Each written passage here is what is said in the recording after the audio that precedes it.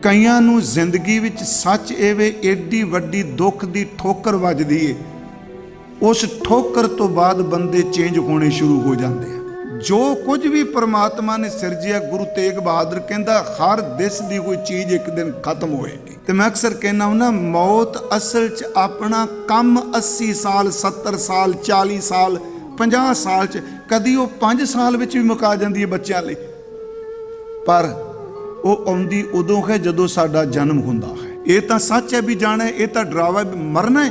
ਅੱਗੇ ਕਹਿੰਦੇ ਮਰਨ ਤੋਂ ਪਹਿਲਾਂ ਇੱਕ ਕੰਮ ਕਰ ਲੈ, ਇਹਨਾਂ ਜੰਜਾਲਾਂ ਨੂੰ ਛੱਡ ਕੇ ਉਹਨੂੰ ਯਾਦ ਕਰ ਲੈ ਜਿਹਨੇ ਤੈਨੂੰ ਪੈਦਾ ਕੀਤਾ ਹੈ। ਮਹਾਰਾਜ ਕਹਿੰਦੇ ਨਾ ਇੱਥੇ ਥੋੜਿਆਂ ਵਾਲਾ ਰਿਹਾ, ਨਾ ਬਹੁਤਿਆਂ ਵਾਲਾ ਰਿਹਾ, ਨਾ ਇੱਥੇ ਅਵਤਾਰੀ ਰਿਹਾ ਤੇ ਨਾ ਅਵਤਾਰ ਦਾ ਵਿਰੋਧ ਕਰਨ ਵਾਲਾ ਰਿਹਾ। ਭਾਈ ਮਨੀ ਸਿੰਘ ਦਾ ਸੱਕਾ ਭਰਾ ਭਾਈ ਦਿਆਲਾ ਜੀ ਹੈ।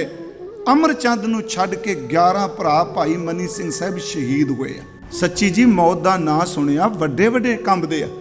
ਉਹ ਇੱਕੋ ਤੁਕ ਵਿੱਚ ਮੌਤ ਨੂੰ ਪਲਟ ਕੇ ਮਾਰਦੇ ਆ। ਚਿੰਤਾ ਤਾਂ ਕੀ ਕੀਜੀਏ ਜੋ ਅਨਹੋਨੀ ਹੋਏ, ਇਹ ਮਾਰਗ ਸੰਸਾਰ ਕੋ ਨਾਨਕ ਥਿਰ ਨਹੀਂ ਕੋਈ। ਆਪਣੇ ਘਰ 'ਚ ਜਿੰਨਾ ਮਰਜੀ ਸਿਆਣਾ ਹੋਵੇ ਉਹਦੀ ਕੀਮਤ ਨਹੀਂ ਪਾਉਂਦੇ।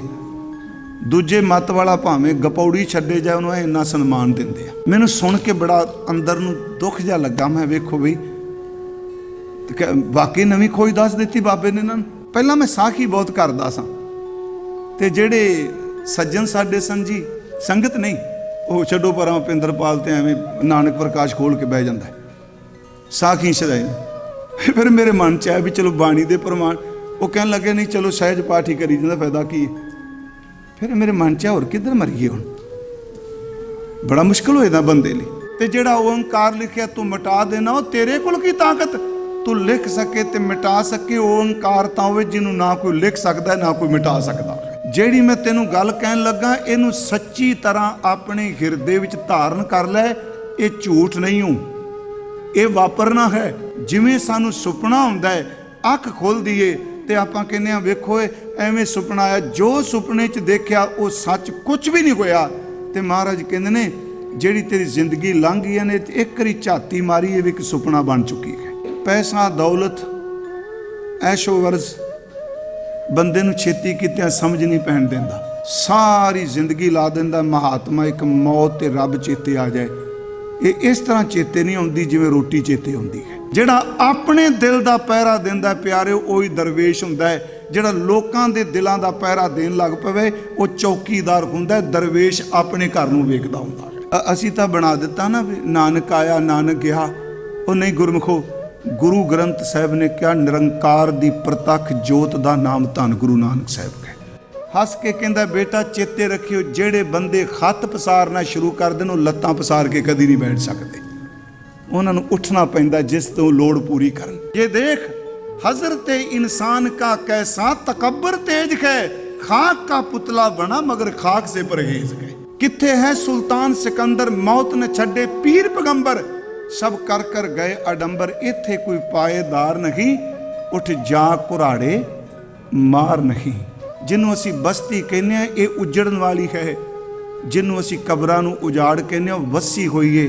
ਕਿਉਂਕਿ ਜਿਹੜੇ ਇੱਕ ਵਾਰੀ ਉੱਥੋਂ ਉਸ ਗਏ, ਉਹ ਦੁਬਾਰਾ ਘਰਾਂ ਨੂੰ ਕਦੇ ਨਹੀਂ ਆਏ। ਜਿਹੜਾ ਤੂੰ ਘਰ ਕਹਿੰਦਾ, ਤੇਰਾ ਦਾਦਾ ਵੀ ਕਹਿੰਦਾ ਸੀ, ਤੇਰਾ ਬਾਪ ਵੀ ਕਹਿੰਦਾ ਸੀ। ਤੂੰ ਨਿਘਰਾ ਹੈ ਮੇਰੇ ਤੋਂ ਡਰਨ ਵਾਲਿਆ, ਜਿੱਦਣ ਉਸ ਘਰ ਚੋਂ ਤੈਨੂੰ ਕੱਢਿਆ, ਮੈਂ ਤੇਰੀ ਇੰਤਜ਼ਾਰ ਕਰਾਂਗੀ। ਮੇਰੇ ਘਰ ਵਿੱਚ ਵਸ ਜੀ, ਕੋਈ ਤੈਨੂੰ ਕੱਢ ਕੇ ਬਾਹਰ ਦਿਖਾਏ। ਉਂਝ ਵੈਸੇ ਮੈਂ ਸਿੱਧੀ ਗੱਲ ਕਹਾਂ, ਅਸੀਂ ਫੂਕਨੇ ਆ, ਪਰ ਜੇ ਮੰਨ ਲਓ ਫੂਕਣ ਦਾ ਪ੍ਰਬੰਧ ਨਾ ਹੋਵੇ ਤੇ ਜਲ ਵੀ ਪ੍ਰਵਾਹ ਕੀਤਾ ਜਾ ਸਕਦਾ। ਇਹ ਸੈਂਸ ਵਿੱਚ ਨਹੀਂ ਪੈਣਾ, ਦੱਬਿਆ ਵੀ ਜਾ ਸਕਦਾ। ਜਿੰਨੇ ਮਰਜੀ ਪੋਚੇ ਫੇਰ ਲਾ, ਕਰੀਮਾ ਲਾਈ ਜਾ, ਤੂੰ ਕੇਸ ਕਾਲੇ ਕਰੀ ਜਾ, ਭਾਵੇਂ ਤੂੰ ਜ਼ੋਰ ਲਾਈ ਜਾ, 50 ਤੋਂ ਬਾਅਦ ਉਮਰ ਲਗਾਉਣ ਲੱਗ ਪੋ, ਇਹਨੇ ਕਿਰਨਾ ਹੀ ਕਿਰਨਾ ਹੈ। ਉਹ ਬੰਦਿਆ ਤੂੰ ਇਹਨੂੰ ਬਾਹਰੋਂ ਕਹਾਣੀ ਮਾਰ ਮਾਰ ਕੇ ਸਵੇਰ ਤੋਂ ਸ਼ਾਮ ਤੱਕ ਲਿੰਬੀ ਜਾਣਾ, ਤੈਨੂੰ ਪਤਾ ਨਹੀਂ ਕਿ ਸਵਾਸਾਂ ਨੂੰ ਕੇਰਾ ਪੈ ਗਿਆ ਹੈ। ਤੂੰ ਜਿੰਨਾ ਮਰਜੀ ਲੰਬੀ ਜਾ, ਮੌਤ ਨੇ ਇੱਕ ਦਿਨ ਇਸ ਕੰਧ ਨੂੰ ਧਰਤੀ ਉੱਤੇ ਸੱਟ ਦੇਣਾ ਹੈ। ਸੋਨੇ ਦੀ ਖੈਂਚੀ ਦਿੱਤੀ ਤੇ ਜਦੋਂ ਫੜਾਉਣ ਲੱਗਾ, ਉਹ ਹੱਸ ਪਏ, ਕਹਿਣ ਲੱਗੇ ਜੇ ਕੁਝ ਲੈ ਕੇ ਆਇਆ ਸਾਂ, ਦਰਵੇਸ਼ਾਂ ਨੂੰ ਕੈਂਚੀਆਂ ਨਹੀਂ ਦੇਈਦੀਆਂ, ਦਰਵੇਸ਼ਾਂ ਨੂੰ ਸੂਈਆਂ ਦੇਈਦੀਆਂ ਹੁੰਦੀਆਂ। ਕੈਂਚੀ ਕੱਟਦੀ ਹੈ, ਸੂਈ ਜੋੜਦੀ ਹੈ। ਚਲੋ ਉਂਝ ਸਾਰੇ ਅਸੀਂ ਕਹਿੰਦੇ ਨਾਨਕ ਨਾਮ ਚੜ੍ਹਦੀ ਕਲਾ, ਪਰ ਚੇਤੇ ਰੱਖਿਓ ਚੜ੍ਹਦੀ ਕਲਾ ਸਿਰਫ ਸੁਰਤ ਦੀ ਅਡੋਲਤਾ ਦਾ ਨਾਮ ਹੈ, ਕੱਲਾ ਉੱਚੀ ਬੋਲਣ ਨਾਲ ਚੜ੍ਹਦੀ ਕਲਾ ਨਹੀਂ। ਤੇਰੀ ਸਾਰੀ ਜ਼ਿੰਦਗੀ ਲੰਘ ਗਈ ਹੈ ਬੰਦਿਆ, ਛੱਡ ਪਰਾਂ। ਲੱਜ ਪਾਣੀ 'ਚ ਡਿੱਗ ਪਈ ਹੈ, ਜਿਹੜੇ 2 ਸਾਹ ਰਹਿ ਗਏ ਨੇ ਇਹ ਨਾ ਛੱਡੀ। 14 ਲੜਾਈਆਂ ਡਿਫੈਂਸ 'ਚ ਲੜੀਆਂ। ਜਿੱਦਣ ਜ਼ਫਰਨਾਮਾ ਲਿਖਿਆ ਉਦਣ ਕਹਿਣ ਲੱਗੇ ਹੁਣ ਮੈਂ ਸ਼ੁਰੂ ਕਰਨ ਲੱਗਾ, ਹੁਣ ਤੂੰ ਦੇਖੀ ਇਸ ਲੜਾਈ ਦਾ ਅੰਤ ਕੀ ਹੁੰਦਾ ਹੈ। ਗੁਰੂ ਗੋਬਿੰਦ ਸਿੰਘ ਆਪਣੀ ਲਿਖਤ 'ਚ ਲਿਖਦੇ ਆ, ਮੈਂ 7 ਤੀਰ ਚਲਾਏ, 4 ਤੀਰ ਮੈਂ ਸੱਜੇ ਹੱਥ ਨਾਲ ਚਲਾਏ ਤੇ 3 ਮੈਂ ਖੱਬੇ ਹੱਥ ਨਾਲ ਚਲਾਏ, ਦੋਨਾਂ ਨੇ ਮਾਰ ਇੱਕੋ ਜਿਹੀ ਨਹੀਂ ਕੀਤੀ। ਕਿਹਾ ਜੀ ਮੈਂ ਇੰਨੇ ਬੱਜਰ ਪਾਪ ਕੀਤੇ, ਇੰਨੀਆਂ ਗਲਤੀਆਂ ਕੀਤੀਆਂ, ਇੰਨੇ ਗੁਨਾਹ ਕੀਤੇ। ਕਹਿੰਦਾ ਮੈਨੂੰ ਇਹ ਨਹੀਂ ਉਹਨੇ ਕਿਹਾ ਤੈਨੂੰ ਜੰਮ ਲੁੱਟਣਗੇ।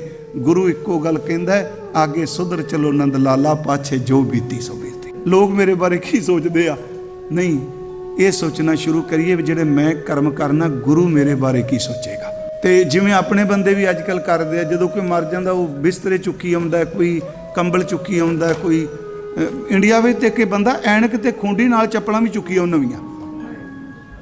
ਮੈਂ ਤੁਹਾਨੂੰ ਹੱਥ ਜੋੜ ਕੇ ਬੇਨਤੀ ਕਰਾਂਗਾ, ਜੇ ਕਿਸੇ ਨੂੰ ਅੱਗੇ ਕੁਝ ਪਹੁੰਚਾਉਣਾ ਹੈ ਨਾ, ਸੁਰਤ ਟਿਕਾ ਕੇ ਉਹਦੇ ਲਈ ਗੁਰਬਾਣੀ ਦਾ ਪਾਠ ਕਰੋ, ਸ਼ਬਦ ਹੀ ਅੱਗੇ ਜਾਂਦਾ ਹੈ। ਰਾਜ ਕਰੇਗਾ ਖਾਲਸਾ, ਰਾਜ ਕਰੇਗਾ ਖਾਲਸਾ, ਰਾਜ ਕਰੇਗਾ ਖਾਲਸਾ। ਜਦੋਂ ਬੈਰਾਗ ਪੈਦਾ ਹੁੰਦਾ ਹੈ, ਕਈਆਂ ਨੂੰ ਤਾਂ ਸੁਤੇ ਸਿੱਧ ਪਰਮਾਤਮਾ ਨੂੰ ਮਿਲਣ ਦੀ ਅੰਦਰ ਤੜਫ ਪੈਦਾ ਹੋ ਜਾਂਦੀ ਹੈ। ਕਈਆਂ ਨੂੰ ਜ਼ਿੰਦਗੀ ਵਿੱਚ ਸੱਚ ਐਵੇਂ ਏਡੀ ਵੱਡੀ ਦੁੱਖ ਦੀ ਠੋਕਰ ਵੱਜਦੀ ਏ, ਉਸ ਠੋਕਰ ਤੋਂ ਬਾਅਦ ਬੰਦੇ ਚੇਂਜ ਹੋਣੇ ਸ਼ੁਰੂ ਹੋ ਜਾਂਦੇ ਆ। ਉਸ ਸੱਟ ਤੋਂ ਬਾਅਦ ਉਹ ਤਬਦੀਲ ਹੁੰਦੇ ਆ। ਕਈ ਬੰਦਿਆਂ ਨੂੰ, ਫਿਰ ਸੁਣਿਓ, ਇੱਕ ਸੁਤੇ ਸਿੱਧ ਬੈਰਾਗ ਪੈਦਾ ਹੋ ਜਾਣਾ, ਸਭ ਕੁਝ ਬੰਦੇ ਕੋਲ ਹੈ ਪਰ ਕੋਈ ਭੁੱਖ ਨਹੀਂ, ਅੰਦਰ ਇੱਕ ਤੜਫ ਪੈਦਾ ਹੋ ਜਾਣੀ, ਆਖਰ ਮੈਂ ਜਨਮ ਕਿਸ ਵਾਸਤੇ ਲਿਆ ਹੈ। ਕਿਸੇ ਅਦ੍ਰਿਸ਼ਟ ਨੂੰ ਮਿਲਣ ਲਈ ਬਿਰਹਾ ਪੈਦਾ ਹੋਣਾ। ਇੱਕ ਹੁੰਦਾ ਦੁਨੀਆ ਵਿੱਚ ਠੋਕਰ ਠੁੱਡਾ ਵੱਜੇ, ਉਸ ਧੋਖੇ ਤੇ ਠੋਕਰ ਤੋਂ ਬਾਅਦ, ਦੁੱਖ ਤੋਂ ਬਾਅਦ ਬੰਦੇ ਅੰਦਰ ਇੱਕ ਨਵੀਂ ਸੋਚ ਉਪਜਦੀ ਏ। ਯਾਦ ਰੱਖਿਓ, ਦੁੱਖ ਤੋਂ ਬਾਅਦ ਜਾਂ ਬੰਦਾ ਨਸ਼ੈੜੀ ਹੋ ਜਾਏਗਾ, ਜਾਂ ਆਤਮ ਹੱਤਿਆ ਵੱਲ ਜਾਏਗਾ, ਤੇ ਜਾਂ ਉਹਦੀ ਸੁਰਤ ਦੇ ਵਿੱਚੋਂ, ਯਾਦ ਰੱਖੋ, ਕਵਿਤਾ ਦਾ ਜਨਮ ਹੋਵੇਗਾ। ਉਸ ਦਾ ਜਿਹੜਾ ਅੰਦਰ ਦਾ ਦੁੱਖ ਹੈ, ਉਸ ਨੂੰ ਨਵੇਂ ਸ਼ਬਦ ਜਨਮ ਦਿੰਦਾ ਹੋ। ਫਿਰ ਹੈ ਕਿ ਉਸ ਵਿੱਚੋਂ ਫਿਰ ਪਰਮਾਤਮਾ ਨੂੰ ਮਿਲਣ ਦੀ ਇੱਕ ਤਾਂਘ ਪੈਦਾ ਹੁੰਦੀ ਹੈ। ਠੋਕਰ ਬੋਲੀ ਬਹੁਤ ਕੁਝ ਸਿਖਾ ਦਿੰਦੀ ਹੈ। ਦੇਖੋ, ਇੱਕ ਸ਼ਬਦ ਹੈ ਰਾਮਚਰਿਤ ਮਾਨਸ, ਭਾਰਤ ਵਿੱਚ ਬਹੁਤ ਸਾਰੇ ਲੋਕ ਉਹਨੂੰ ਪੜ੍ਹਦੇ ਆ। ਉਸ ਦੇ ਲਿਖਾਰੀ ਦਾ ਨਾਮ ਹੈ ਤੁਲਸੀਦਾਸ, ਲੋਕੀ ਗੋਸਵਾਮੀ ਤੁਲਸੀਦਾਸ ਕਹਿੰਦੇ ਆ। ਉਹ ਕਥਾਵਾਚਕ ਪਹਿਲਾਂ ਵੀ ਸੀ। ਇਸ ਦੀ ਕਥਾ, ਇਸ ਦੇ ਬੋਲ, ਇਹਦੇ ਸ਼ਬਦਾਂ ਨੂੰ ਸੁਣ ਕੇ, ਇਸ ਦੇ ਘਰੋਂ ਜਿਹੜੀ ਬੀਬੀ ਸੀ ਉਹਦਾ ਨਾਮ ਸੀ ਰਤਨਾ। ਮੈਂ ਸਿਰਫ ਇੱਕ ਬੇਨਤੀ ਕਰ ਲੱਗਾ, ਕਿਹੜੀਆਂ ਕਿਹੜੀਆਂ ਠੋਕਰਾਂ ਬੰਦੇ ਨੂੰ ਚੇਂਜ ਕਰਦੀਆਂ ਨੇ।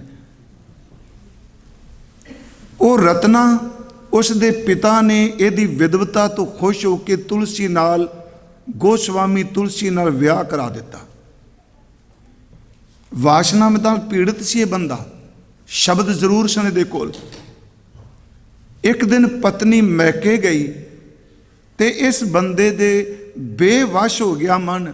ਇਹ ਪਿੱਛੇ ਦੌੜਿਆ। ਸ਼ਾਮ ਤੱਕ ਜਦੋਂ ਉਹ ਘਰ ਪਹੁੰਚੀ ਆਪਣੇ ਮੈਕੇ, ਆਪਣੇ ਪੇਕੇ, ਇਹਨੇ ਆਵਾਜ਼ ਦੇ ਕੇ ਕਿਹਾ, ਰਤਨਾ ਮੈਂ ਵੀ ਆ ਗਿਆ।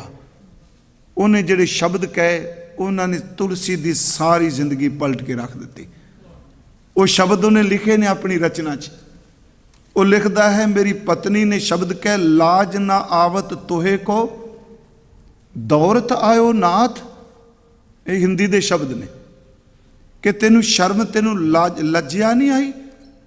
ਤੂੰ ਰੋਜ਼ ਵਿਚਾਰ ਕਰਨਾ, ਤੂੰ ਅਧਿਆਤਮ ਕਥਾ ਕਰਨਾ, ਪਰ ਤੂੰ ਮੇਰੇ ਪਿੱਛੇ ਸਿਰਫ ਇਸ ਕਰਕੇ ਦੌੜਿਆ ਹੈ ਵਾਸ਼ਨਾ ਨਾਲ। ਤੇ ਮੇਰੇ ਤਨ 'ਚ ਹੈ ਕੀ, ਮਿੱਝ ਹੈ, ਚਮੜੀ ਹੈ, ਗੰਦ ਦੀ ਪੋਟਲੀ ਹੈ, ਜਿੰਨਾ ਤੂੰ ਮੇਰੀ ਖਿੱਚ ਰੱਖਣਾ। ਜੇ ਇੰਨੀ ਖਿੱਚ ਰੱਬ ਦੀ ਰੱਖੇ ਤੇ ਤੇਰੀ ਜ਼ਿੰਦਗੀ ਪਲਟ ਜਾਏ। ਉਹ 4 ਸਤਰਾਂ ਨੇ ਕਹਿਣ ਲੱਗੀ, ਲਾਜ ਨਾ ਆਵਤ ਤੋਹੇ ਕੋ ਦੌਰਤ ਆਇਓ ਨਾਥ, ਤ੍ਰਿਗ ਤ੍ਰਿਗ ਐਸੇ ਪ੍ਰੇਮ ਕੋ ਕਹਾਂ कहूँ ਮੈਂ ਨਾਥ, ਅਸਤ ਚਰਮ ਮਮ ਦੇ ਮੈਂ। ਮੇਰੀ ਦੇਹ 'ਚ ਆ ਕੁਝ ਹੈ, ਹੱਡੀਆਂ ਨੇ, ਚਮ ਹੈ, ਪੋਟਲੀ ਹੈ ਗੰਦ ਦੀ। ਅਸਤ ਚਰਮ ਮਮ ਦੇ ਮੈਂ, ਜਾਮੈ ਐਸੀ ਪ੍ਰੀਤ। ਜਿੰਨਾ ਤੂੰ ਇਸ ਤਨ ਨੂੰ ਮੁਹੱਬਤ ਕਰਨਾ, ਤੈਸੀ ਜੋ ਸ਼੍ਰੀ ਰਾਮ ਸੋ ਤੋ ਹੋਤ ਨਾ ਕਬੀ ਬਹਿਬੀਤ। ਜੇ ਇਹੋ ਜੀ ਪ੍ਰੀਤ ਪ੍ਰਭੂ ਵੱਲ ਹੋ ਜਾਂਦੀ, ਇਸ ਨਿੱਕੀ ਜੀ ਗੱਲ ਨੇ ਤੁਲਸੀ ਦੀ ਜ਼ਿੰਦਗੀ ਪਲਟ ਦਿੱਤੀ। ਉਹਨੇ ਬੜੇ ਵੱਡੇ ਕਾਵਕ ਗ੍ਰੰਥ ਨੂੰ ਜਨਮ ਦਿੱਤਾ। ਮੈਂ ਫਿਰ ਬੇਨਤੀ ਕਰਾਂਗਾ ਕਿ ਜ਼ਿੰਦਗੀ 'ਚ ਵੱਜੀ ਹੋਈ ਠੋਕਰ ਸੱਚ ਇਹ ਬੈਰਾਗ ਪੈਦਾ ਕਰਦੀ ਹੈ, ਪਰ ਗੁਰੂ ਤੇਗ ਬਹਾਦਰ ਜਦੋਂ ਬੈਰਾਗ ਦੀ ਗੱਲ ਕਰਨਗੇ ਉਹ ਸਾਨੂੰ ਕਹਿਣਗੇ ਜਿਹੜੀ ਤੇਰੀ ਸੁਰਤ ਥੋੜੇ ਚਿਰ 'ਚ ਸੁੱਖ ਨੂੰ ਭਾਲਦੀ ਏ, ਆ ਮੈਂ ਤੈਨੂੰ ਇੱਕ ਹੋਰ ਥਾਂ ਦੱਸਣਾ ਜਿੱਥੇ ਜਾ ਕੇ ਸੁੱਖ ਕਦੀ ਮਰਦਾ ਨਹੀਂ, ਕਦੀ ਖਤਮ ਨਹੀਂ ਹੁੰਦਾ। ਤੁਸੀਂ ਸਤਿਗੁਰੂ ਦੇ ਬਚਨ ਰੋਜ਼ ਪੜ੍ਹਦੇ ਹੋ। ਮੈਂ ਥੋੜਾ ਜਿਹਾ ਆਪ ਜੀ ਦਾ ਧਿਆਨ ਉਧਰ ਦਵਾ ਕੇ ਸ਼ਲੋਕ ਜਿਹੜੇ ਸੀ ਪੜ੍ਹਨੇ ਆ। ਹਜ਼ੂਰ ਨੇ ਫਰਮਾਇਆ ਕਿ ਜੋ ਉਪਜਿਓ ਸੋ ਬਿਨ ਸਿਖੈ। ਇਹ ਅੱਜ ਮੈਂ ਵਿਸ਼ ਸ਼ੁਰੂ ਕਰਨ ਲੱਗਾ। ਰੇ ਨਰ ਇਹ ਸਾਚੀ ਜੀ ਧਾਰ, ਜੋ ਉਪਜਿਆ ਉਹ ਬਿਨਸੇਗਾ। ਉਹ ਜੜ ਹੈ ਭਾਵੇਂ ਚੇਤਨ ਹੈ। ਇਸ ਕੱਲੇ ਅਸੀਂ ਨਹੀਂ, ਇੱਥੇ ਸ਼ਬਦ ਹਜ਼ੂਰ ਨੇ ਜੋ ਵਰਤਿਆ, ਤੇ ਇਸ ਜੋ ਦੇ ਵਿੱਚ ਆ ਤਾਰੇ ਸਿਆਰੇ ਇਹ ਕੱਲਾ ਸਾਡਾ ਬ੍ਰਹਿਮੰਡ ਪਿੰਡ ਨਹੀਂ। ਜੋ ਕੁਝ ਵੀ ਪਰਮਾਤਮਾ ਨੇ ਸਿਰਜਿਆ, ਗੁਰੂ ਤੇਗ ਬਹਾਦਰ ਕਹਿੰਦਾ ਹਰ ਦਿਸ ਦੀ ਕੋਈ ਚੀਜ਼ ਇੱਕ ਦਿਨ ਖਤਮ ਹੋਏਗੀ, ਇਹਨੇ ਬਿਨਸਣਾ। ਤੇ ਇਹਦੇ ਜਨਮ ਤੋਂ ਜਿਹੜੀ ਸ਼ੁਰੂਆਤ ਹੁੰਦੀ ਉਹ ਮੌਤ ਦੀ ਹੁੰਦੀ ਹੈ। ਮੌਤ 70-80 ਸਾਲ ਬਾਅਦ ਅਸੀਂ ਕਹਿੰਦੇ ਆਉਂਦੀ, ਆਮ ਕਹਿੰਦੇ। ਤੇ ਮੈਂ ਅਕਸਰ ਕਹਿੰਦਾ ਹੁੰਦਾ ਮੌਤ ਅਸਲ 'ਚ ਆਪਣਾ ਕੰਮ 80 ਸਾਲ 70 ਸਾਲ 40 ਸਾਲ 50 ਸਾਲ 'ਚ, ਕਦੀ ਉਹ 5 ਸਾਲ ਵਿੱਚ ਵੀ ਮੁਕਾ ਜਾਂਦੀ ਹੈ ਬੱਚਿਆਂ ਲਈ, ਪਰ ਉਹ ਆਉਂਦੀ ਉਦੋਂ ਹੈ ਜਦੋਂ ਸਾਡਾ ਜਨਮ ਹੁੰਦਾ ਹੈ। ਇਸ ਸ਼ਬਦ ਨੂੰ ਧਿਆਨ ਨਾਲ ਸੁਣਿਓ ਕਿ ਮੌਤ ਜਿਸ ਦਿਨ ਬੰਦਾ ਮਰਦਾ ਕਿ ਇੰਨੇ ਵਜੇ ਨੂੰ ਮੌਤ ਆਈ, ਨਹੀਂ, ਇੰਨੇ ਵਜੇ ਮੌਤ ਨਹੀਂ ਆਈ। ਇੰਨੇ ਵਜੇ ਮੌਤ ਨੇ ਆਪਣਾ ਕੰਮ ਖਤਮ ਕਰ ਦਿੱਤਾ। ਆਈ ਕਦੋਂ ਆਈ? ਉਸ ਦਿਨ ਜਿਸ ਦਿਨ ਮਾਂ ਦੇ ਪੇਟ ਵਿੱਚੋਂ ਜਨਮ ਲਿਆ ਸੀ, ਉਦਣ ਆਈ ਹੈ। ਆਪਾਂ ਕਹਾਂਗੇ ਜੀ ਉਦਣ ਤਾਂ ਜਨਮ ਦੀਆਂ ਵਧਾਈਆਂ ਨੇ, ਪਰ ਨਹੀਂ ਪਿਆਰਿਓ, ਜਿਸ ਵਕਤ ਤੁਸੀਂ ਜਨਮ ਲਿਆ ਉਦਣ ਘੜਾ ਭਰਿਆ ਪਿਆ ਸੀ ਸਵਾਸਾਂ ਨਾਲ। ਪਹਿਲਾ ਸਾਹ ਬਾਹਰ ਨਿਕਲਿਆ, ਉਹ ਮੌਤ ਨੇ ਸ਼ੁਰੂਆਤ ਕੀਤੀ, ਤੇ ਜਿੱਦਣ ਆਖਰੀ ਸਾਹ ਬਾਹਰ ਨਿਕਲਿਆ ਉਦਣ ਮੌਤ ਨੇ ਆਪਣਾ ਸਾਰਾ ਪ੍ਰੋਸੈਸ ਖਤਮ ਕਰ ਦਿੱਤਾ। ਮੇਰੀ ਫਿਰ ਬੇਨਤੀ ਨੂੰ ਮੈਂ ਰਿਪੀਟ ਕਰਨਾ ਕਿ ਮੰਨ ਲਓ ਗੁਰੂ ਤੇਗ ਬਹਾਦਰ ਸਾਹਿਬ ਕਹਿੰਦੇ ਨੇ ਪਾਣੀ ਦਾ ਘੜਾ ਭਰਿਆ, ਉਹਨੂੰ ਵੱਜ ਗਈ ਠੋਕਰ। ਮੈਂ ਤਕਰੀਬਨ ਹਜ਼ੂਰ ਦੀ ਬਾਣੀ ਸਾਰੀ ਉਹਨਾਂ ਦੀ ਕੋਟ ਕਰ ਰਿਹਾ, ਗੁਰੂ ਤੇਗ ਬਹਾਦਰ ਸਾਹਿਬ ਦੀ ਪੁਰਬ ਹੋਣ ਕਰਕੇ। ਪਾਣੀ ਦੇ ਘੜੇ ਨੂੰ ਠੋਕਰ ਵੱਜ ਗਈ, ਤਰੇੜ ਆ ਗਈ, ਤੇ ਪਾਣੀ ਦੀ ਪਹਿਲੀ ਬੂੰਦ ਸਿਮ ਕੇ ਬਾਹਰ ਨਿਕਲੀ। ਪਰ ਘੜਾ ਉਸ ਦਿਨ ਖਾਲੀ ਥੋੜਾ ਹੋਇਆ। ਜਿਸ ਦਿਨ ਠੋਕਰ ਵੱਜ ਕੇ ਤੇੜ ਵਿੱਚੋਂ ਪਾਣੀ ਨਿਕਲਿਆ, ਉਸ ਦਿਨ ਸੱਚ ਇਹ ਵੇ ਕਿ ਉਹ ਬੂੰਦ ਘੜੇ ਵਿੱਚੋਂ ਬਾਹਰ ਨਿਕਲੀ, ਉਹਨੇ ਸ਼ੁਰੂਆਤ ਕਰ ਦਿੱਤੀ ਖਾਲੀ ਹੋਣ ਦੀ, ਪਰ ਖਾਲੀ ਨਹੀਂ ਹੋਇਆ। ਖਾਲੀ ਨੂੰ ਜੇ ਸਮਾਂ ਲੱਗੇਗਾ, ਪਰ ਜਿਉਂ-ਜਿਉਂ ਸਮਾਂ ਲੰਘੀ ਗਿਆ ਉਹ ਪਾਣੀ ਦੀ ਬੂੰਦਾਂ ਬਾਹਰ ਨਿਕਲਦੀਆਂ ਗਈਆਂ, ਤੇ ਇੱਕ ਦਿਨ ਆਇਆ ਕਿ ਸਾਰੇ ਦਾ ਸਾਰਾ ਘੜਾ ਬਿਲਕੁਲ ਖਾਲੀ ਹੋ ਗਿਆ। ਮੇਰਾ ਤੁਹਾਡਾ ਸਰੀਰ ਘੜਾ ਹੈ। ਇਹਦਾ ਪਹਿਲਾ ਠੁੱਡਾ, ਪਹਿਲੀ ਠੋਕਰ ਉਦੋਂ ਵੱਜੀ ਜਦੋਂ ਜਨਮ ਹੋਇਆ। ਪਹਿਲੇ ਸਾਹ ਦੀ ਬੂੰਦ ਬਾਹਰ ਨਿਕਲੀ, ਪਰ ਖਾਲੀ ਹੋਣ ਨੂੰ ਜੇ ਟਾਈਮ ਲੱਗਣਾ ਹੈ। ਜੇ ਪਹਿਲੀ ਨਾ ਨਿਕਲਦੀ ਤੇ ਅਖੀਰ ਵਾਲੀ ਕਿੱਥੇ ਨਿਕਲਦੀ? ਇਸ ਕਰਕੇ ਜਿਹੜੀ ਮੌਤ ਦੀ ਸ਼ੁਰੂਆਤ ਹੈ ਉਹ ਜਨਮ ਨਾਲ ਹੈ। ਇਸੇ ਕਰਕੇ ਗੁਰੂ ਸਾਹਿਬ ਨੇ ਬਾਣੀ 'ਚ ਜਨਮ ਤੇ ਮੌਤ ਦੀ ਗੱਲ ਕਰਦਿਆਂ ਬਹੁਤ ਬਰੀਕੀ 'ਚ ਸ਼ਬਦ ਵਰਤੇ ਆ। ਹਜ਼ੂਰ ਨੇ ਬਾਣੀ 'ਚ ਕਿਹਾ ਚੇਤਨਾ ਹੈ ਤੋ ਚੇਤ ਲੈ ਨਿਸ ਦਿਨ ਮੈਂ ਪ੍ਰਾਨੀ, ਛਿਨ ਛਿਨ ਔਦ ਬਿਹਾਤ ਹੈ ਫੂਟੇ ਘਟ ਜੋ ਪਾਣੀ। ਟੁੱਟੇ ਘੜੇ 'ਚੋਂ ਪਾਣੀ ਨਿਕਲਦਾ। ਥੋੜਾ ਜਾਓ, ਮੈਂ ਆਉਣਾਗਾ ਇਸ ਵਿਸ਼ੇ ਤੇ ਬੈਰਾਗ। ਹੁਣ ਇਹ ਬੈਰਾਗ ਹੈ, ਜੋ ਉਪਜਿਓ, ਜੋ ਪੈਦਾ ਹੋਇਆ ਸੋ ਬਿਨ ਸਿਖੈ। ਇਸ ਵਿੱਚ ਇਹ ਥੋੜਾ ਕਿਹਾ ਇਕੱਲੇ ਬੰਦੇ ਹੋ ਤੁਸੀਂ ਜਾਓਗੇ। ਮਹਾਰਾਜ ਕਹਿੰਦੇ ਜੋ ਵੀ ਨਾ ਸੂਰ ਸਸ ਮੰਡਲੋ ਨਾ ਸਪਤ ਦੀਪ ਨੈ ਜਲੋ, ਅੰਨ ਪਾਣੀ ਥਿਰ ਨਾ ਕੋਈ ਏਕ ਤੁਈ ਏਕ ਤੁਈ। ਜੋ ਉਪਜਿਓ ਸੋ ਬਿਨ ਸਿਖੈ ਪਰੋ ਆਜ ਕੇ ਕਾਲ। ਇੱਕ ਕੰਮ ਕਰ ਜਾਣਾ ਤਾਂ ਹੈ, ਇਹ ਤਾਂ ਸੱਚ ਹੈ ਵੀ ਜਾਣਾ, ਇਹ ਤਾਂ ਡਰਾਵਾ ਮਰਨਾ ਹੈ। ਅੱਗੇ ਕਹਿੰਦੇ ਮਰਨ ਤੋਂ ਪਹਿਲਾਂ ਇੱਕ ਕੰਮ ਕਰ ਲੈ, ਇਹਨਾਂ ਜੰਜਾਲਾਂ ਨੂੰ ਛੱਡ ਕੇ ਉਹਨੂੰ ਯਾਦ ਕਰ ਲੈ ਜਿਹਨੇ ਤੈਨੂੰ ਪੈਦਾ ਕੀਤਾ ਹੈ। ਬੈਰਾਗ ਹੈ ਪਰ ਨਾਲ ਅਨੁਰਾਗ ਹੈ। ਜੋ ਉਪਜਿਓ ਸੋ ਬਿਨ ਸਿਖੈ ਪਰੋ ਆਜ ਕੈ ਕਾਲ, ਨਾਨਕ ਹਰ ਗੁਣ ਗਾਏ ਲੈ ਛਾੜ ਸਗਲ ਜੰਜਾਲ। ਫਿਰ ਉਹਦੇ 'ਚ ਇੱਕ ਬਚਨ ਹੋਰ ਜਿਹੜਾ ਅਸੀਂ ਪੜ੍ਹਨੇ ਆ, ਰਾਮ ਗਇਓ ਰਾਵਣ ਗਇਓ। ਅੱਜ ਵੀ ਇਹ ਸ਼ਬਦ ਇਸੇ ਤਰ੍ਹਾਂ ਹੀ ਸਾਰਾ ਸ਼ਬਦ। ਰਾਮਚੰਦਰ ਜੀ ਅਵਤਾਰ ਨੇ। ਰਾਵਣ ਨੂੰ ਲੋਕ ਬਦੀ ਦਾ ਚਿੰਨ੍ਹ ਦੈਂਤ ਕਹਿੰਦੇ ਆ, ਪਰ ਗੁਰੂ ਸਾਹਿਬ ਕਹਿੰਦੇ ਆ ਨਹੀਂ, ਇੱਥੇ ਨੇਕੀ ਵਾਲੇ ਵੀ ਬਿਸਤਰੇ ਲਪੇਟ ਗਏ, ਇੱਥੇ ਬਦੀ ਕਰਨ ਵਾਲੇ ਵੀ ਚਲੇ ਗਏ। ਰਾਮ ਗਇਓ ਰਾਵਣ ਗਇਓ ਜਾਂ ਕੋ ਬਹੁ ਪਰਿਵਾਰ। ਇੱਥੇ ਇੱਕ ਹੋਰ ਗੱਲ, ਇੱਕ ਦਾ ਪਰਿਵਾਰ ਬਹੁਤ ਸੀ, ਇੱਕ ਦਾ ਇਕੱਲਾ ਭਰਾ ਤੇ ਇਸਤਰੀ ਸੀ। ਉੱਥੇ ਰਾਵਣ ਦਾ 1 ਲੱਖ ਪੂਤ 1.25 ਲੱਖ ਨਾਤੀ। ਗੁਰੂ ਗ੍ਰੰਥ ਸਾਹਿਬ 'ਚ ਹੈ 1 ਲੱਖ ਪੁੱਤਰ ਤੇ 1.25 ਲੱਖ ਪੋਤਰਾ। ਮਹਾਰਾਜ ਨੇ ਉਹਨੂੰ ਕੋਟ ਕੀਤਾ ਉਸ ਘਟਨਾ ਨੂੰ। ਤੇ ਰਾਵਣ ਕਰ ਦਿਆ ਨਾ ਬਾਤੀ। ਇੱਕ ਪਾਸੇ ਏਡੇ ਵੱਡੇ ਪਰਿਵਾਰ ਵਾਲਾ ਤੇ ਇੱਕ ਪਾਸੇ ਸਿਰਫ ਲక్ష్మణ, ਖੂਨ ਦਾ ਰਿਸ਼ਤਾ ਤੇ ਲక్ష్మణ ਜੀ ਨੇ। ਸੀਤਾ ਰਾਵਣ ਦੇ ਬਾਗ ਵਿੱਚ ਗਏ। ਮਹਾਰਾਜ ਕਹਿੰਦੇ ਨਾ ਇੱਥੇ ਥੋੜਿਆਂ ਵਾਲਾ ਰਿਹਾ, ਨਾ ਬਹੁਤਿਆਂ ਵਾਲਾ ਰਿਹਾ, ਨਾ ਇੱਥੇ ਅਵਤਾਰੀ ਰਿਹਾ ਤੇ ਨਾ ਅਵਤਾਰ ਦਾ ਵਿਰੋਧ ਕਰਨ ਵਾਲਾ ਰਿਹਾ। ਇਹ ਨਾਸ਼ਵੰਤ। ਰਾਮ ਗਇਓ ਰਾਵਣ ਗਇਓ ਜਾਂ ਕੋ ਬਹੁ ਪਰਿਵਾਰ, ਕਹੋ ਨਾਨਕ ਤਿਰ ਕੱਚ ਨਹੀਂ, ਸੁਪਨੇ ਜਿਉਂ ਸੰਸਾਰ। ਅੱਜ ਇਹ ਸ਼ਬਦ ਆਇਆ ਜੀ, ਸੁਪਨੇ ਜਿਉਂ ਸੰਸਾਰ। ਉਹ ਸੁਪਨਾ ਬਣ ਚੁੱਕੇ ਨੇ ਅੱਜ। ਉਸ ਵਿੱਚ ਇੱਕ ਹੋਰ ਬਚਨ ਆਉਂਦਾ ਹੈ। ਫਿਰ ਇੱਕ ਮਨ 'ਚ ਚਿੰਤਾ ਉਪਜਦੀ ਹੈ, ਕਿਉਂ ਮੌਤ ਚੇਤੇ ਕਰਾਈ ਜਾਂਦੀ। ਤੇ ਗੁਰੂ ਤੇਗ ਬਹਾਦਰ ਸੱਚਾ ਪਾਤਸ਼ਾਹ ਉਹ ਕਹਿੰਦਾ ਤੂੰ ਇਸ ਚੀਜ਼ ਲਈ ਚਿੰਤਤ ਮਤ ਹੋ ਕਿ ਮੌਤ ਆ ਰਹੀ। ਚਿੰਤਾ ਇਸ ਗੱਲ ਦੀ ਕਰਕੇ ਤੇਰੇ ਇਕੱਲੇ ਨਾਲ ਨਹੀਂ ਵਾਪਰ ਰਹੀ, ਚਿੰਤਾ ਤਾਂ ਕਰ ਜੇ ਤੇਰੇ ਨਾਲ ਵਾਪਰੀ। ਉੱਥੇ ਸਤਿਗੁਰੂ ਨੇ ਇੱਕ ਸ਼ਬਦ ਵਰਤਿਆ, ਅਨਹੋਣੀ। ਚਿੰਤਾ ਤਾਂ ਕੀ ਕੀਜੀਏ ਜੋ ਅਨਹੋਣੀ ਹੋਏ। ਇੱਕ ਹੁੰਦੀ ਹੈ ਹੋਣੀ, ਇੱਕ ਹੈ ਅਨਹੋਣੀ। ਅਨਹੋਣੀ ਦਾ ਅਰਥ ਜਿਹਦੇ ਬਾਰੇ ਕਦੀ ਸੋਚਣਾ ਹੀ ਨਹੀਂ ਵੀ ਇਹ ਕੁਝ ਵਾਪਰ ਗਿਆ। ਗੁਰੂ ਸਾਹਿਬ ਕਹਿੰਦਾ ਮੌਤ ਅਨਹੋਣੀ ਨਹੀਂ, ਇਹ ਹੋਣੀ ਹੈ, ਇਹ ਹੋਵੇਗੀ। ਤੇ ਸੱਚ ਵੇ ਜਦੋਂ ਸ਼ੀਸ਼ਗੰਜ ਸਾਹਿਬ ਮਹਾਰਾਜ ਜੀ ਦੇ ਸ਼ਹੀਦੀ ਪੁਰਬ ਤੇ ਜਾਣਾ, ਇਤਿਹਾਸ ਤਾਂ ਉਹੀ ਹੈ ਨਾ, ਤਵਾਰੀਖ ਹੋਈ ਹੈ।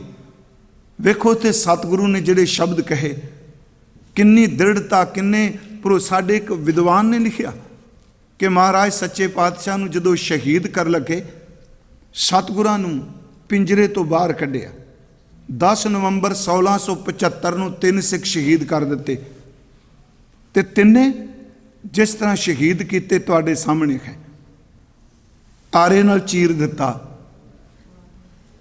ਦੇਗ 'ਚ ਉਬਾਲੇ ਦਿੱਤੇ, ਤੀਜੇ ਨੂੰ ਰੂਹ 'ਚ ਲਪੇਟ ਦਿੱਤਾ। ਭਾਈ ਮਤੀ ਦਾਸ, ਭਾਈ ਦਿਆਲਾ ਜੀ, ਭਾਈ ਸਤੀ ਦਾਸ।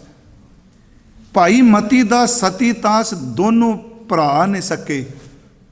ਤੇ ਭਾਈ ਦਿਆਲਾ ਕੋਈ ਛੋਟੀ ਜੀ ਬਾਤ ਨਹੀਂ। ਗੁਰੂ ਤੇਗ ਬਹਾਦਰ ਸਾਹਿਬ ਦੇ ਹੁਕਮਨਾਮਿਆਂ 'ਚ ਜੀ ਭਾਈ ਦਿਆਲਾ ਜੀ ਦੇ ਨਾਂ ਤੇ ਹੁਕਮਨਾਮਾ ਹੈ। ਜਦੋਂ ਹਜ਼ੂਰ ਅੱਗੇ ਪੂਰਬ ਨੂੰ ਗਏ ਪਰਿਵਾਰ ਨੂੰ ਛੱਡ ਕੇ, ਭਾਈ ਦਿਆਲਾ ਜੀ ਉੱਥੇ ਹਜ਼ੂਰ ਸੱਚੇ ਪਾਤਸ਼ਾਹ ਦੇ ਪਰਿਵਾਰ ਕੋਲ ਨੇ। ਤੇ ਗੁਰੂ ਸਾਹਿਬ ਦੇ ਇੱਕ ਹੁਕਮਨਾਮੇ 'ਚ ਲਿਖਿਆ ਹੈ ਕਿ ਭਾਈ ਦਿਆਲ ਦਾਸ ਜੀ ਕਾ ਕਹਿਆ ਹੋਇਆ ਗੁਰੂ ਕਾ ਕਹਿਆ ਜਾਣਨਾ। ਭਾਵੇਂ ਸਤਰ ਤਾਂ ਇੱਕੋ ਹੀ ਹੈ ਨਾ ਕਿ ਦਿਆਲ ਦਾਸ ਜੀ ਕਾ ਕਹਿਆ ਹੋਇਆ ਗੁਰੂ ਕਾ ਕਹਿਆ ਜਾਣਨਾ। ਇਹ ਐਵੇਂ ਫੋਕੀਆਂ ਪਦਵੀਆਂ ਨਹੀਂ ਸਨ, ਕਿਉਂਕਿ ਗੁਰੂ ਨੂੰ ਪਤਾ ਹੈ ਕੱਲ ਨੂੰ ਜਦੋਂ ਮੌਤ ਸਾਹਮਣੇ ਆਉਣੀ ਹੈ, ਮੇਰਾ ਕਿਹਾ ਹੋਇਆ ਮੈਂ ਤਾਂ ਕਹਿ ਰਿਹਾ ਕਿਉਂਕਿ ਇਹਨਾਂ ਨੇ ਮੇਰੇ ਤੋਂ ਪਹਿਲਾਂ ਸ਼ਹਾਦਤ ਦਾ ਜਾਮ ਪੀਣਾ ਹੈ। ਪਿਛਲੇ ਦਿਨ ਮੈਂ ਕਿਹਾ ਭਾਈ ਦਿਆਲ ਸਿੰਘ ਦਾਸ ਦਾ ਪਰਿਵਾਰ ਕੋਈ ਛੋਟਾ ਹੈ, ਇਹ ਪੀੜ੍ਹੀ ਦਰ ਪੀੜ੍ਹੀ ਚੱਲਿਆ ਪਰਿਵਾਰ। ਤੇ ਹੈਰਾਨਗੀ ਦੀ ਗੱਲ, ਇਹਨਾਂ ਨੇ ਸ਼ਹਾਦਤ ਤੋਂ ਬਾਅਦ ਦਾਅਵੇ ਨਹੀਂ ਪੇਸ਼ ਕੀਤੇ ਕਿ ਅਸੀਂ ਇਹਨਾਂ ਕੌਮ ਲਈ ਕੀਤਾ ਸੀ, ਇਹਨਾਂ ਮਰੇ ਤੁਸਾਂ ਕੀ ਕੀਤਾ। ਭਾਈ ਮਨੀ ਸਿੰਘ ਦਾ ਸੱਕਾ ਭਰਾ ਭਾਈ ਦਿਆਲਾ ਜੀ ਹੈ। ਅਮਰਚੰਦ ਨੂੰ ਛੱਡ ਕੇ 11 ਭਰਾ ਭਾਈ ਮਨੀ ਸਿੰਘ ਸਾਹਿਬ ਸ਼ਹੀਦ ਹੋਏ ਆ। ਇਸ ਨੂੰ ਉਸ ਦਿਨ ਕਿਹਾ ਸੀ 12 ਭਰਾ। ਸਿਰਫ ਮਨੀ ਸਿੰਘ ਭਾਈ ਸਾਹਿਬ ਜੀ ਦਾ ਪਰਿਵਾਰ ਹੀ ਲੈ ਲਓ, ਗੁਰਮੁਖੋ ਆਪਣੇ ਸਮੇਤ 11 ਭਰਾ, ਇੱਕ ਦਾਦਾ, ਉਸ ਤੋਂ ਬਾਅਦ 7 ਪੁੱਤਰ ਤੇ 10 ਪੋਤਰੇ। ਮੇਰਾ ਖਿਆਲ 29 ਜੀ ਘਰ ਦੇ ਇਸ ਤਰ੍ਹਾਂ ਸ਼ਹੀਦ ਨੇ। ਜੇ ਉਂਝ ਸਾਰਿਆਂ ਦੀ ਗਿਣਤੀ ਕਰੋ, ਭਤੀਜੇ ਕਰੋ, ਭਾਈ ਅਜਬ ਸਿੰਘ, ਭਾਈ ਅਜੈਬ ਸਿੰਘ, ਭਾਈ ਅਨਕ ਸਿੰਘ, ਇਹ ਤਿੰਨੇ ਹਜ਼ੂਰ ਦੇ ਸਾਹਮਣੇ ਚਮਕੌਰ ਗੜੀ ਵੀ ਸ਼ਹੀਦ ਹੋਏ ਆ। ਭਾਈ ਉਦੈ ਸਿੰਘ ਆਨੰਦਪੁਰ ਛੱਡਦਿਆਂ ਹੋਇਆਂ ਰਸਤੇ ਸ਼ਹੀਦ ਹੋਏ ਆ। ਭਾਈ ਬਚਿੱਤਰ ਸਿੰਘ ਜਿਹਨੇ ਨਾਗਣੀ ਮਾਰ ਕੇ ਤਵੀਆਂ ਪਾੜ ਦਿੱਤੀਆਂ, ਹਾਥੀ ਦਾ ਸਿਰ ਵਿੰਨ ਦਿੱਤਾ। ਭਾਈ ਮਨੀ ਸਿੰਘ ਦਾ ਸੱਕਾ ਭਰਾਤਾ। ਮੈਂ ਸਿਰਫ ਥੋੜੀ ਜਿਹੀ ਇਸ ਕਰਕੇ ਬੇਨਤੀ ਕਰ ਲੱਗਾ ਕਿ ਗੁਰੂ ਸਾਹਿਬ ਦੇ ਸਾਹਮਣੇ ਮੌਤ ਦਾ ਸੱਚ ਆਇਆ। ਇੱਕ ਵਿਦਵਾਨ ਕਹਿੰਦਾ, ਮੈਨੂੰ ਇੰਜ ਲੱਗਦਾ ਇਹਨਾਂ ਦੀ ਬਾਣੀ ਪੜ੍ਹ ਕੇ ਇਹ ਵਾਰ-ਵਾਰ ਮੌਤ ਦੀ ਤਾਂ ਗੱਲ ਕਰਦੇ ਪਏ ਆ ਕਿਉਂਕਿ ਉਸ ਮੌਤ ਨਾਲ ਟੱਕਰ ਲੈਣ ਵਾਸਤੇ ਜਾ ਰਿਹਾ ਜਿਹਨੇ ਸਾਰੀ ਦੁਨੀਆ ਨੂੰ ਕੰਬਾਇਆ ਹੋਇਆ ਹੈ। ਇਹ ਸ਼ਹਾਦਤ ਵਾਲੇ ਪਾਸੇ ਤੁਰ ਰਿਹਾ।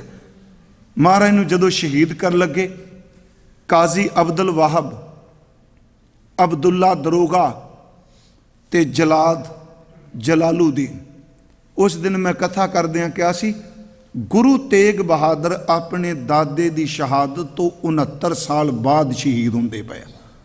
ਗੁਰੂ ਅਰਜਨ ਦੇਵ 69 ਸਾਲ ਪਹਿਲਾਂ ਸ਼ਹੀਦ ਹੋ ਚੁੱਕੇ। ਹਜ਼ੂਰ ਦੇ ਸਾਹਮਣੇ ਸਭ ਕੁਝ ਆਇਆ ਤੇ ਗੁਰੂ ਕੀਆਂ ਸਾਖੀਆਂ 'ਚ ਲਿਖਿਆ, ਜਿਉਂ-ਜਿਉਂ ਤਿੰਨਾਂ ਸਿੱਖਾਂ ਨੂੰ ਤਸੀਹੇ ਦੇ ਕੇ ਸ਼ਹੀਦ ਕੀਤਾ ਤੇ ਪਿੰਜਰੇ ਵਿੱਚੋਂ ਤਿੰਨੇ ਵਾਰੀ ਆਵਾਜ਼ ਨਿਕਲੀ ਸੀ, ਧੰਨ ਸਿੱਖੀ, ਧੰਨ ਸਿੱਖੀ, ਧੰਨ ਸਿੱਖੀ। ਮਹਾਰਾਜ ਨੇ ਸ਼ਬਦ ਵਰਤੇ। ਹਜ਼ੂਰ ਦੇ ਸਾਹਮਣੇ ਜਲਾਲੂਦੀਨ, ਮੈਂ ਅਰਜ਼ ਕੀਤੀ, ਸਮਾਣੇ ਵਾਲਾ ਆਇਆ, ਅਬਦੁੱਲਾ ਆਇਆ, ਕਾਜ਼ੀ ਅਬਦੁਲ ਵਾਹਬ ਆਇਆ ਤੇ ਉਹਨਾਂ ਨੇ ਆਪਣਾ ਪ੍ਰਭਾਵ ਪਾਉਣ ਲਈ ਕਿਹਾ ਕਿ ਅਸੀਂ ਕਈ ਪੁਸ਼ਤਾਂ ਤੋਂ ਕਾਜੀ ਹਾਂ, ਅਸੀਂ ਕਈ ਪੁਸ਼ਤਾਂ ਤੋਂ ਦਰੋਗੇ ਹਾਂ। ਜਲਾਦ ਨੇ ਕਿਹਾ ਮੈਂ ਖਾਨਦਾਦੀ ਜਲਾਦ ਖਾਂ। ਧੰਨ ਗੁਰੂ ਤੇਗ ਬਹਾਦਰ ਹੱਸ ਪਏ, ਕਹਿਣ ਲੱਗੇ ਜੋ ਤੁਹਾਡੇ ਕੋਲ ਹੈ, ਜੇ ਕਰਤਾਰ ਨੂੰ ਭਾਇਆ ਤੁਹਾਡੇ ਪਰਿਵਾਰ 'ਚ ਰੁਤਬੇ ਨਹੀਂ ਰਹਿਣੇ, ਪਰ ਜਿਹੜੀ ਸ਼ਹਾਦਤ ਮੈਂ ਪਾਉਣ ਲੱਗਾ, ਮੇਰਾ ਦਾਦਾ ਵੀ ਸ਼ਹੀਦ ਹੋਇਆ ਹੈ, ਆਉਣ ਵਾਲੇ ਸਮੇਂ ਵਿੱਚ ਮੇਰੇ ਪਰਿਵਾਰ ਵਿੱਚੋਂ ਮੇਰੇ ਪੋਤੇ ਵੀ ਸ਼ਹੀਦ ਹੋਣਗੇ। ਮੇਰੀ ਅੰਸ ਇਸ ਤਰ੍ਹਾਂ ਚੱਲੇਗੀ। ਉਹ ਉਰਦੂ ਦਾ ਇੱਕ ਸ਼ਾਇਰ, ਉਹ ਕਹਿੰਦਾ ਮੇਰੇ ਅਜਦਾਦ ਸੇ ਮਿਲਾ ਹੈ ਮੁਝ ਕੋ ਵਿਰਸਾ ਸ਼ਹਾਦਤ ਕਾ। ਇਹ ਜਿਹੜਾ ਤੁਸੀਂ ਕੰਮ ਕਰ ਰਹੇ ਹੋ ਮੇਰੇ ਦਾਦੇ ਨੇ ਮੈਨੂੰ ਦਿੱਤਾ ਹੈ। ਗੁਰੂ ਅਰਜਨ ਦੇਵ, मेरे अजदाद से मिला है मुझको विरसा शहादत का, मेरी औलाद की जागीर है जामे शहादत की। सतगुरु गुरु तेग बहादुर महाराज, जदों मैं फिर उस विषय ते आवांगा, जदों मौत की गल कर रहे ये शब्द कहंदे आ, चिंता क्यों नहीं उन्होंने।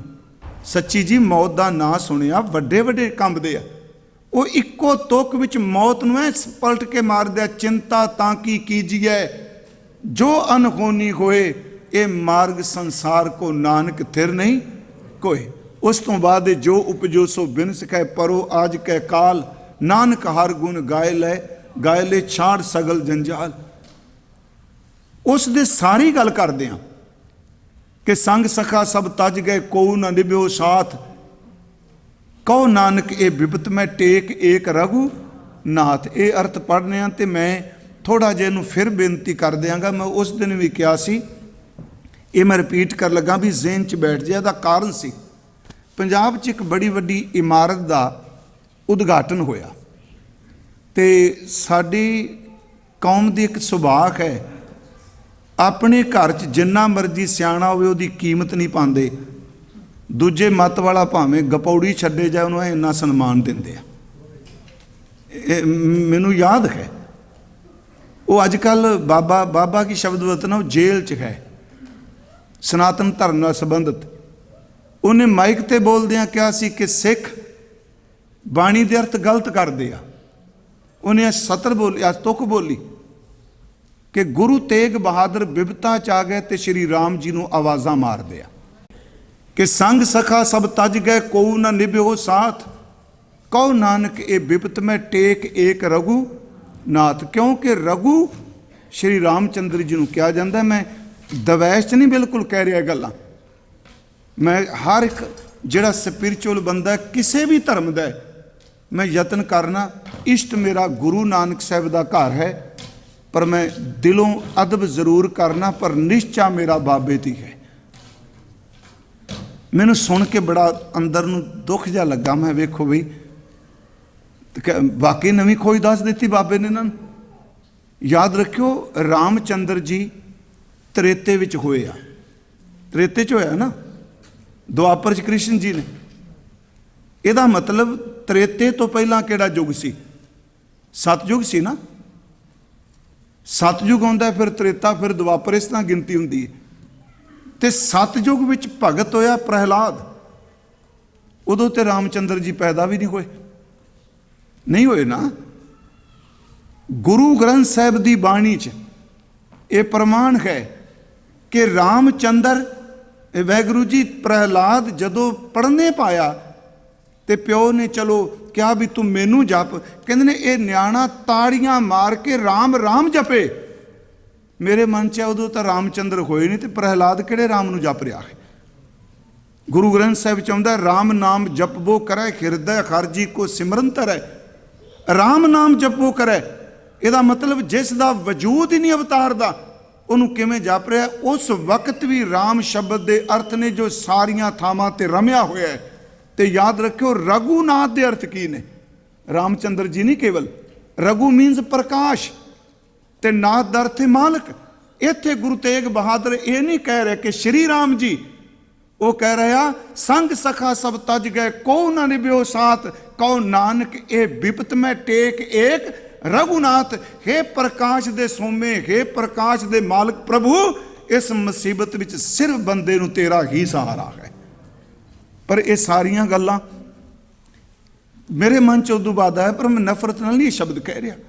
ਇਸ ਕਰਕੇ ਸ਼ਬਦਾਵਲੀ ਤੋਂ ਜ਼ਰੂਰ ਤਾਂ ਮੈਂ ਇਹ ਅਰਥ ਕਰ ਰਿਹਾ ਹਾਂ। ਮੈਨੂੰ ਅੱਜ ਗੁਰਮੁਖਾਂ ਕਿਹਾ ਵੀ ਚਲੋ ਮੈਂ ਸਟੇਜ 'ਤੇ ਕਹਿਣਾ ਵੀ ਤੁਸੀਂ ਥੋੜ੍ਹਾ ਜਿਹਾ ਥੱਲੇ ਰੱਖ ਕੇ, ਮਤਲਬ ਵੀ ਸੰਗਤ ਆਮ ਨੂੰ ਸਮਝ ਪਏ। ਤੇ ਮੈਂ ਉਹਨਾਂ ਨੂੰ ਕਿਹਾ, ਮੈਨੂੰ 30 ਸਾਲ ਹੋ ਗਏ ਨੇ ਕਥਾ ਕਰਦਿਆਂ। ਪਹਿਲਾਂ ਮੈਂ ਸਾਖੀ ਬਹੁਤ ਕਰਦਾ ਸਾਂ ਤੇ ਜਿਹੜੇ ਸੱਜਣ ਸਾਡੇ ਸਨ ਜੀ, ਸੰਗਤ ਨਹੀਂ, ਉਹ ਛੱਡੋ ਪਰਾਂ ਭਿੰਦਰਪਾਲ ਤੇ ਐਵੇਂ ਨਾਨਕ ਪ੍ਰਕਾਸ਼ ਖੋਲ ਕੇ ਬਹਿ ਜਾਂਦਾ ਸਾਖੀ ਸਦਾਈ। ਫਿਰ ਮੇਰੇ ਮਨ 'ਚ ਆਇਆ ਵੀ ਚਲੋ ਬਾਣੀ ਦੇ ਪ੍ਰਮਾਣ, ਉਹ ਕਹਿਣ ਲੱਗੇ ਨਹੀਂ ਚਲੋ ਸਹਿਜ ਪਾਠ ਹੀ ਕਰੀ ਜਾਂਦਾ, ਫਾਇਦਾ ਕੀ ਹੈ। ਫਿਰ ਮੇਰੇ ਮਨ 'ਚ ਆ ਹੋਰ ਕਿੱਧਰ ਮਰੀਏ ਹੁਣ, ਬੜਾ ਮੁਸ਼ਕਿਲ ਹੋ ਜਾਂਦਾ ਬੰਦੇ ਲਈ। ਫਿਰ ਮੇਰੇ ਮਨ 'ਚ ਆਇਆ ਵੀ ਸ਼ਬਦ ਦੇ ਵਿੱਚ ਡੁੱਬੋ ਤੇ ਸੱਚੀ ਮੁੱਚੀ ਇਹਦੇ ਵਰਗਾ ਆਨੰਦ ਕੋਈ ਨਹੀਂ ਜੇ, ਇਹਦੇ ਵਰਗਾ ਕੋਈ ਆਨੰਦ ਨਹੀਂ। ਸ਼ਬਦ ਆਪਣੇ ਆਪ ਵਿੱਚ ਰੱਬ ਹੈ, ਸ਼ਬਦ ਪਰਮੇਸ਼ਵਰ ਹੈ। ਪਰ ਮੈਂ ਇਸ ਕਰਕੇ ਅੱਜ ਆਪ ਜੀ ਨੂੰ ਥੋੜੀ ਜਿਹੀ ਬੇਨਤੀ, ਕਿਉਂਕਿ ਮੈਂ ਵੀ ਸੋਚਿਆ ਮੈਨੂੰ ਥੋੜਾ ਜਿਹਾ ਸਾਖੀ ਕਹਾਣੀ ਕੋਈ ਚੇਖ ਹੈ। ਸਤਿਗੁਰੂ ਦੀ ਕਿਰਪਾ ਨਾਲ ਸਭ ਕੋਈ ਝੋਲੀ 'ਚ ਦਾਤੇ ਪਾਇਆ, ਪਰ ਸਮੇਂ ਦੇ ਲਿਹਾਜ਼ ਨਾਲ। ਪਰ ਮੈਂ ਫਿਰ ਵੀ ਬੇਨਤੀ ਕਰਾਂ, ਗੁਰੂ ਤੇਗ ਬਹਾਦਰ ਸੱਚਾ ਪਾਤਸ਼ਾਹ, ਇੱਥੇ ਜਿਹੜਾ ਰਘੂਨਾਥ ਸ਼ਬਦ ਹੈ ਇਹਦਾ ਅਰਥ ਸ਼੍ਰੀ ਰਾਮ ਜੀ ਮਤ ਕਰੀਏ।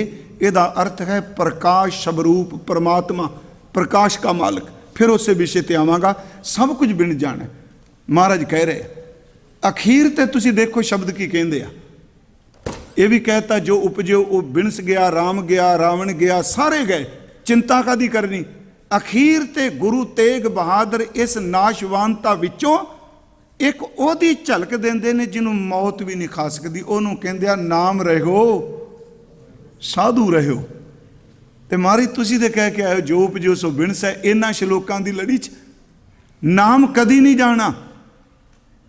ਵਾਹਿਗੁਰੂ ਸ਼ਬਦ ਜਿੱਦਣ ਨਹੀਂ ਸੀ, ਸਿੱਖੋ ਖੁੱਲੇ ਦਿਮਾਗ ਨਾਲ ਸੁਣਿਓ, ਨਾਮ ਉਦਣ ਵੀ ਸੀ ਜਿੱਦਣ ਮਾਨਵ ਜਾਤੀ ਵੀ ਨਹੀਂ ਸੀ, ਨਾਮ ਉਦਣ ਵੀ ਸੀ।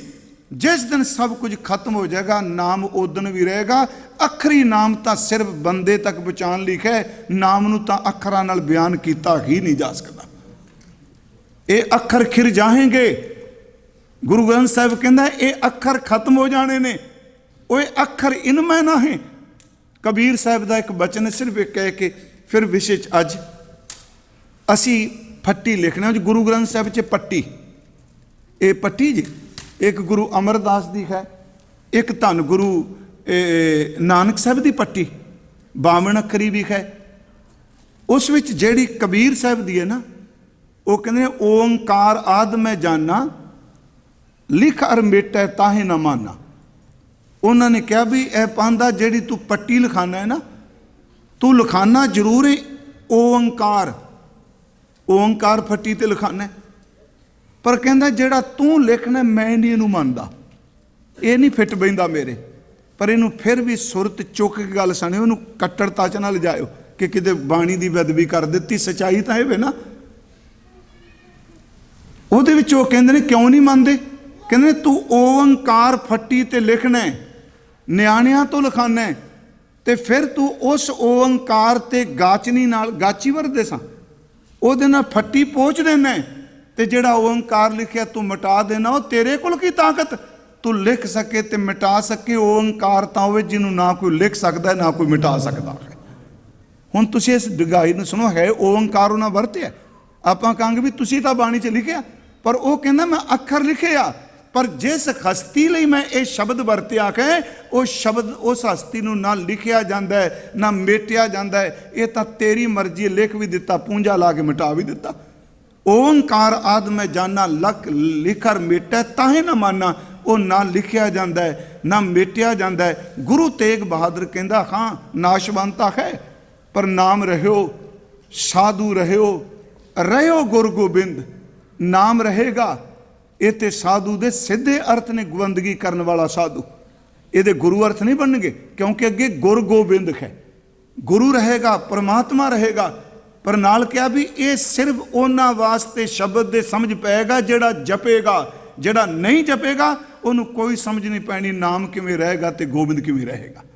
ਇਸ ਸ਼ਲੋਕ ਦਾ ਅੱਧਾ ਹਿੱਸਾ ਹੈ ਨਾਮ ਰਹਿਓ ਸਾਧੂ ਰਹਿਓ, ਰਹਿਓ ਗੁਰ ਗੋਬਿੰਦ। ਅੱਗੇ ਕੀ ਹੈ, ਕਹੋ ਨਾਨਕ ਇਹ ਜਗਤ ਮੈਂ, ਇਸ ਜਗਤ ਵਿੱਚ ਜਿਨੇ ਬਿਨਸਨੇ, ਕਹੋ ਨਾਨਕ ਇਹ ਜਗਤ ਮੈਂ ਕਿਨ ਜਪਿਓ ਗੁਰਮੰਤ। ਜਿਸ ਕਿਸੇ ਨੇ ਨਾਮ ਜਪਿਆ। ਹੁਣ ਅਖੀਰ ਤੇ ਕੀ ਹੈ, ਸਾਰੀ ਬਾਣੀ ਦਾ ਨਿਚੋੜ ਹੈ ਅਖੀਰ ਵਾਲਾ ਸ਼ਲੋਕ। ਸਾਰਿਆਂ ਦਾ ਜ਼ਿਕਰ ਕੀਤਾ ਮਹਾਰਾਜ ਨੇ, ਮੌਤ ਦਾ ਜ਼ਿਕਰ ਕੀਤਾ, ਬੁਢੇਪੇ ਦਾ ਜ਼ਿਕਰ ਕੀਤਾ, ਵਾਸ਼ਨਾ ਦਾ ਜ਼ਿਕਰ ਕੀਤਾ। ਅਖੀਰ ਤੇ ਕਹਿਣ ਲੱਗੇ ਤੇਰੀ ਹਰ ਮੁਸੀਬਤ ਕੱਟੀ ਜਾਏਗੀ। ਬਸ ਇਹ ਸ਼ਲੋਕ ਨੂੰ ਘੁੱਟ ਕੇ ਪੱਲੇ ਬੰਨ ਲਈ, ਰਾਮ ਨਾਮ ਉਰ ਮੈਂ ਗਇਓ ਜਾ ਕੇ ਸਮ ਨਹੀਂ ਕੋਏ। ਵੇਖੋ ਅਖੀਰਲੇ ਸ਼ਲੋਕ 'ਚ ਨਿਰਾਸ਼ਤਾ ਨਹੀਂ, ਅਖੀਰਲੇ ਸ਼ਲੋਕ ਵਿੱਚ ਗੁਰੂ ਨੇ ਹਰ ਮੁਸੀਬਤ ਨੂੰ ਕੱਟ ਕੇ ਰੱਖ ਦਿੱਤਾ। ਰਾਮ ਨਾਮ ਉਰ ਮੈਂ ਗਇਓ, ਜਿਸ ਨੇ ਪ੍ਰਭੂ ਦੇ ਨਾਮ ਨੂੰ ਆਪਣੇ ਹਿਰਦੇ 'ਚ ਗਹਿ ਲਿਆ, ਪਕੜ ਲਿਆ। ਰਾਮ ਨਾਮ ਉਰ ਮੈਂ ਗਇਓ ਜਾ ਕੇ ਸਮ ਨਹੀਂ ਕੋਏ। ਅੱਗੇ ਮਹਾਰਾਜ ਕਹਿੰਦੇ ਜੇ ਸਿਮਰਤ ਸੰਕਟ ਮਿਟੈ ਦਰਸ਼ ਤੁਹਾਰੋ ਹੋਏ। ਨਿਚੋੜ ਦੇ ਦਿੱਤਾ ਵੀ ਨਾਮ ਹੈ, ਜਿਨੇ ਕਦੀ ਬਿਨਸਣਾ ਨਹੀਂ, ਉਹ ਸੰਕਟ ਮੁਸੀਬਤ ਨੂੰ ਟਾਲਦਾ ਹੈ। ਹਜ਼ੂਰ ਗੁਰੂ ਤੇਗ ਬਹਾਦਰ ਸੱਚਾ ਪਾਤਸ਼ਾਹ ਅੱਜ ਉਹਨਾਂ ਨੇ ਬਖਸ਼ਿਸ਼ ਕੀਤੀ, ਕਹਿਣ ਲੱਗੇ ਕਿ ਰੇ ਨਰ ਇਹ ਸਾਚੀ ਜੀ ਧਾਰ।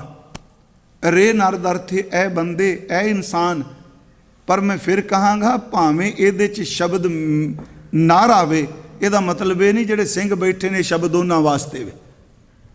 ਤੇ ਜੇ ਗੁਰਬਾਣੀ 'ਚ ਸਖੀ ਸ਼ਬਦ ਆਵੇ, ਇਹਦਾ ਮਤਲਬ ਇਹ ਨਹੀਂ ਕਿ ਬੀਬੀਆਂ ਵਾਸਤੇ ਹੈ। ਉਹ ਸਭ ਲਈ, ਮੇਲ ਫੀਮੇਲ ਲਈ ਸਭ ਕੁਝ ਹੈ। ਮੈਂ ਇੱਕ ਦਿਨ ਕਿਹਾ ਮਹਾਰਾਜ ਨੇ ਕਿੰਨੇ ਸ਼ਬਦ ਕਈ ਥਾਵਾਂ ਤੇ ਦੋਨਾਂ ਲਈ ਵਰਤੇ, ਭਰੀਏ ਹੱਥ ਪੈਰ ਤਨ ਦੇ। ਤਨ ਸ਼ਬਦ ਪੁਲਿੰਗ ਹੈ ਤੇ ਦੇ ਸ਼ਬਦ ਇਸਤਰੀ ਲਿੰਗ ਹੈ, ਦੋਨਾਂ ਨੂੰ ਵਰਤਿਆ।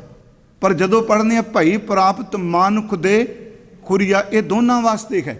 ਇਸ ਤੇ ਇੱਥੇ ਰੇ ਨਰ ਦਾ ਅਰਥ ਸੰਬੋਧਨੀ ਪਦ ਹੈ, ਐ ਬੰਦੇ, ਐ ਇਨਸਾਨ, ਇਹ ਸਾਚੀ ਜੀਤ ਹਾਰ।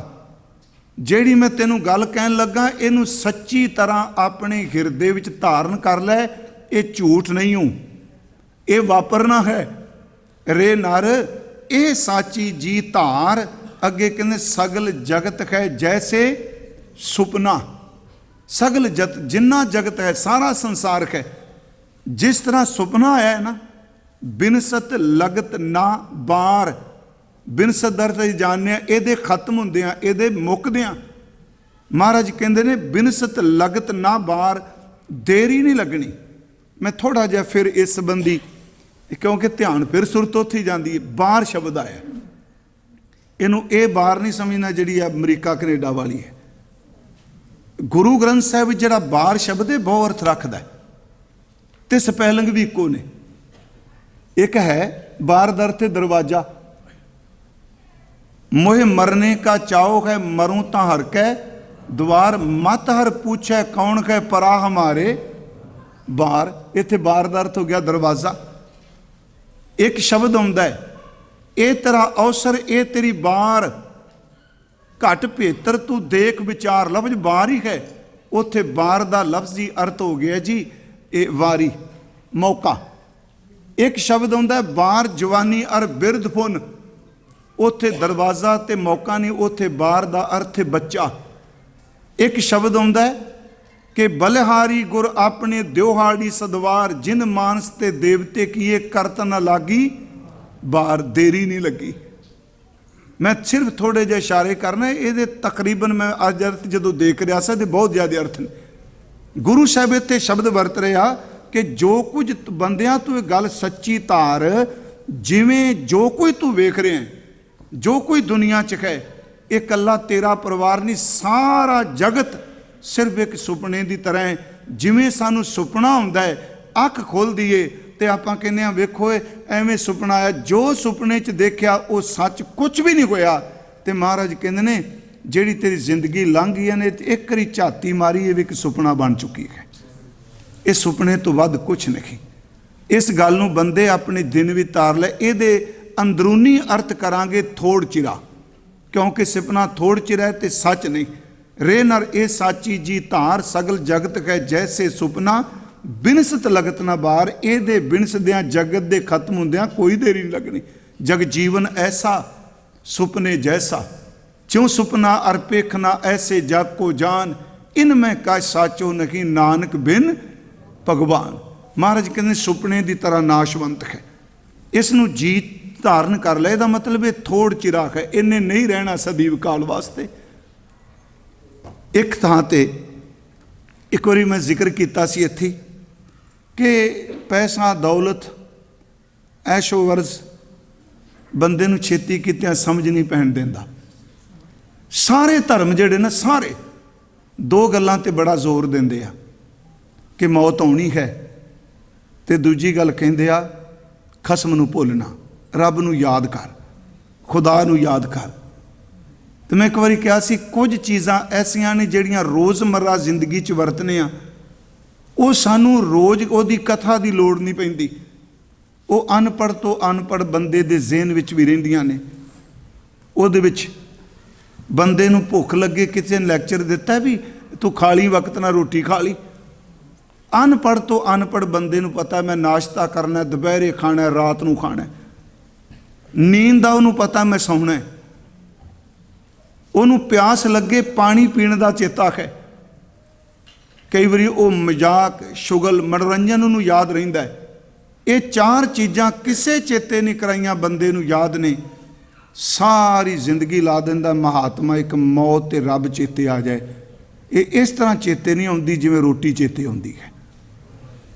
आउंदी जिस तरह चेते, सवाल ही नहीं पैदा हुंदा। इस तरह चेते नहीं आउंदी जिवें प्यास विच पानी चेते आउंदा है। गुरु ग्रंथ साहिब ने शब्द वरत्या खाना पीना खसना सौना विसर गया है मरना। ये भुल गया भी ये नाशवान तो मैं खत्म होना, विसर गया है मरना। खसम विसार खुवारी कीनी त्रिग जीवन नहीं रहना, नहीं रहना। रे नर ये साची जी तार, सगल जगत है जैसे सुपना, बिनसत लगत ना बार। ये छिन भंगरता विच सब कुछ चला जाना। दरवेश बैठा सी अपनी मौज विच, घट मिलता सी लोकां नूं, ते उंज दरवेश शब्द भी बहुत चंगा है।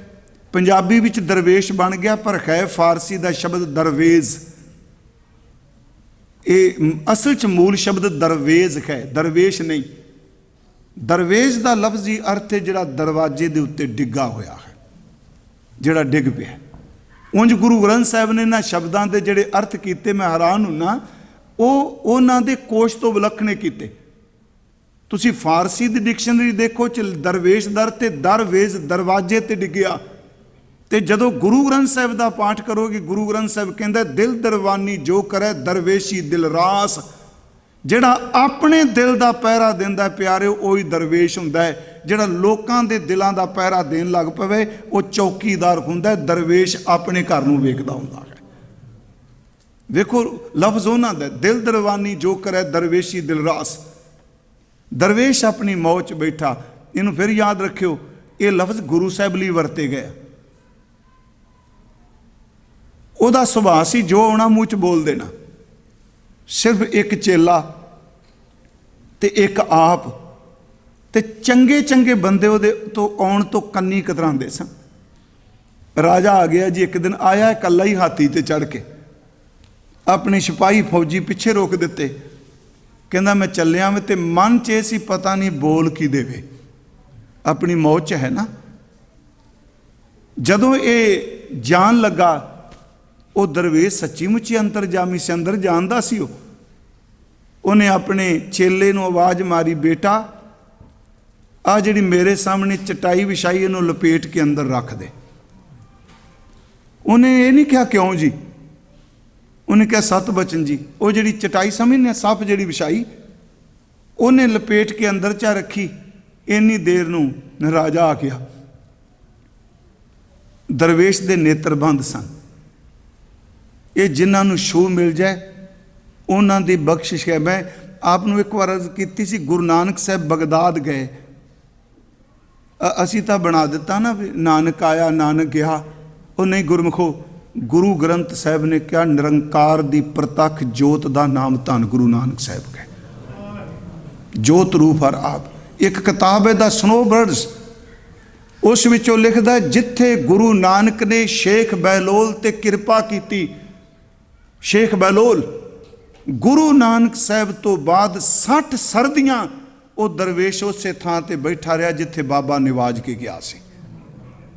ਉਹਦੀ ਸਾਖੀ ਦੇ ਆਧਾਰਿਤ ਪ੍ਰੋਫੈਸਰ ਪੂਰਨ ਸਿੰਘ ਨੇ ਕਿਤਾਬ ਲਿਖੀ ਸੀ, ਚੁੱਪ ਪ੍ਰੀਤ ਦਾ ਸ਼ਹਿਨਸ਼ਾਹ ਵਪਾਰੀ। ਉਹ ਕਦੀ ਕਦੀ ਨੇਤਰ ਖੋਲਦਾ ਸੀ ਬਹਿਲੋਲ, ਪਰ ਉਹਦੇ ਨੇਤਰਾਂ 'ਚ ਉਹਦੇ ਨੇੜੇ ਇੰਨੀ ਜ਼ਬਰਦਸਤ ਰੂਹਾਨੀਅਤ ਦਾ ਆਭਾ ਮੰਡਲ ਸੀ। ਖਿੰਡੇ ਤੋਂ ਖਿੰਡਿਆ ਹੋਇਆ ਮਨ ਜਦੋਂ ਨੇੜੇ ਚਲਾ ਜਾਂਦਾ ਸੀ ਉਹ ਟਿਕ ਜਾਂਦਾ ਸੀ। ਬਗਦਾਦ ਦਾ ਹਾਕਮ ਹੋਇਆ, ਬੈਠਾ ਸੀ ਆਪਣੀ ਮੌਜ में। ਇੱਕ ਨਿਕਲਿਆ, ਫਿਰ ਮੈਂ ਬੇਨਤੀ ਉਹ ਕਰਾਂਗਾ, ਬੜਾ ਸੌਖਾ ਜਿਹਾ ਰੱਖਾਂ ਕੰਮ ਅੱਜ।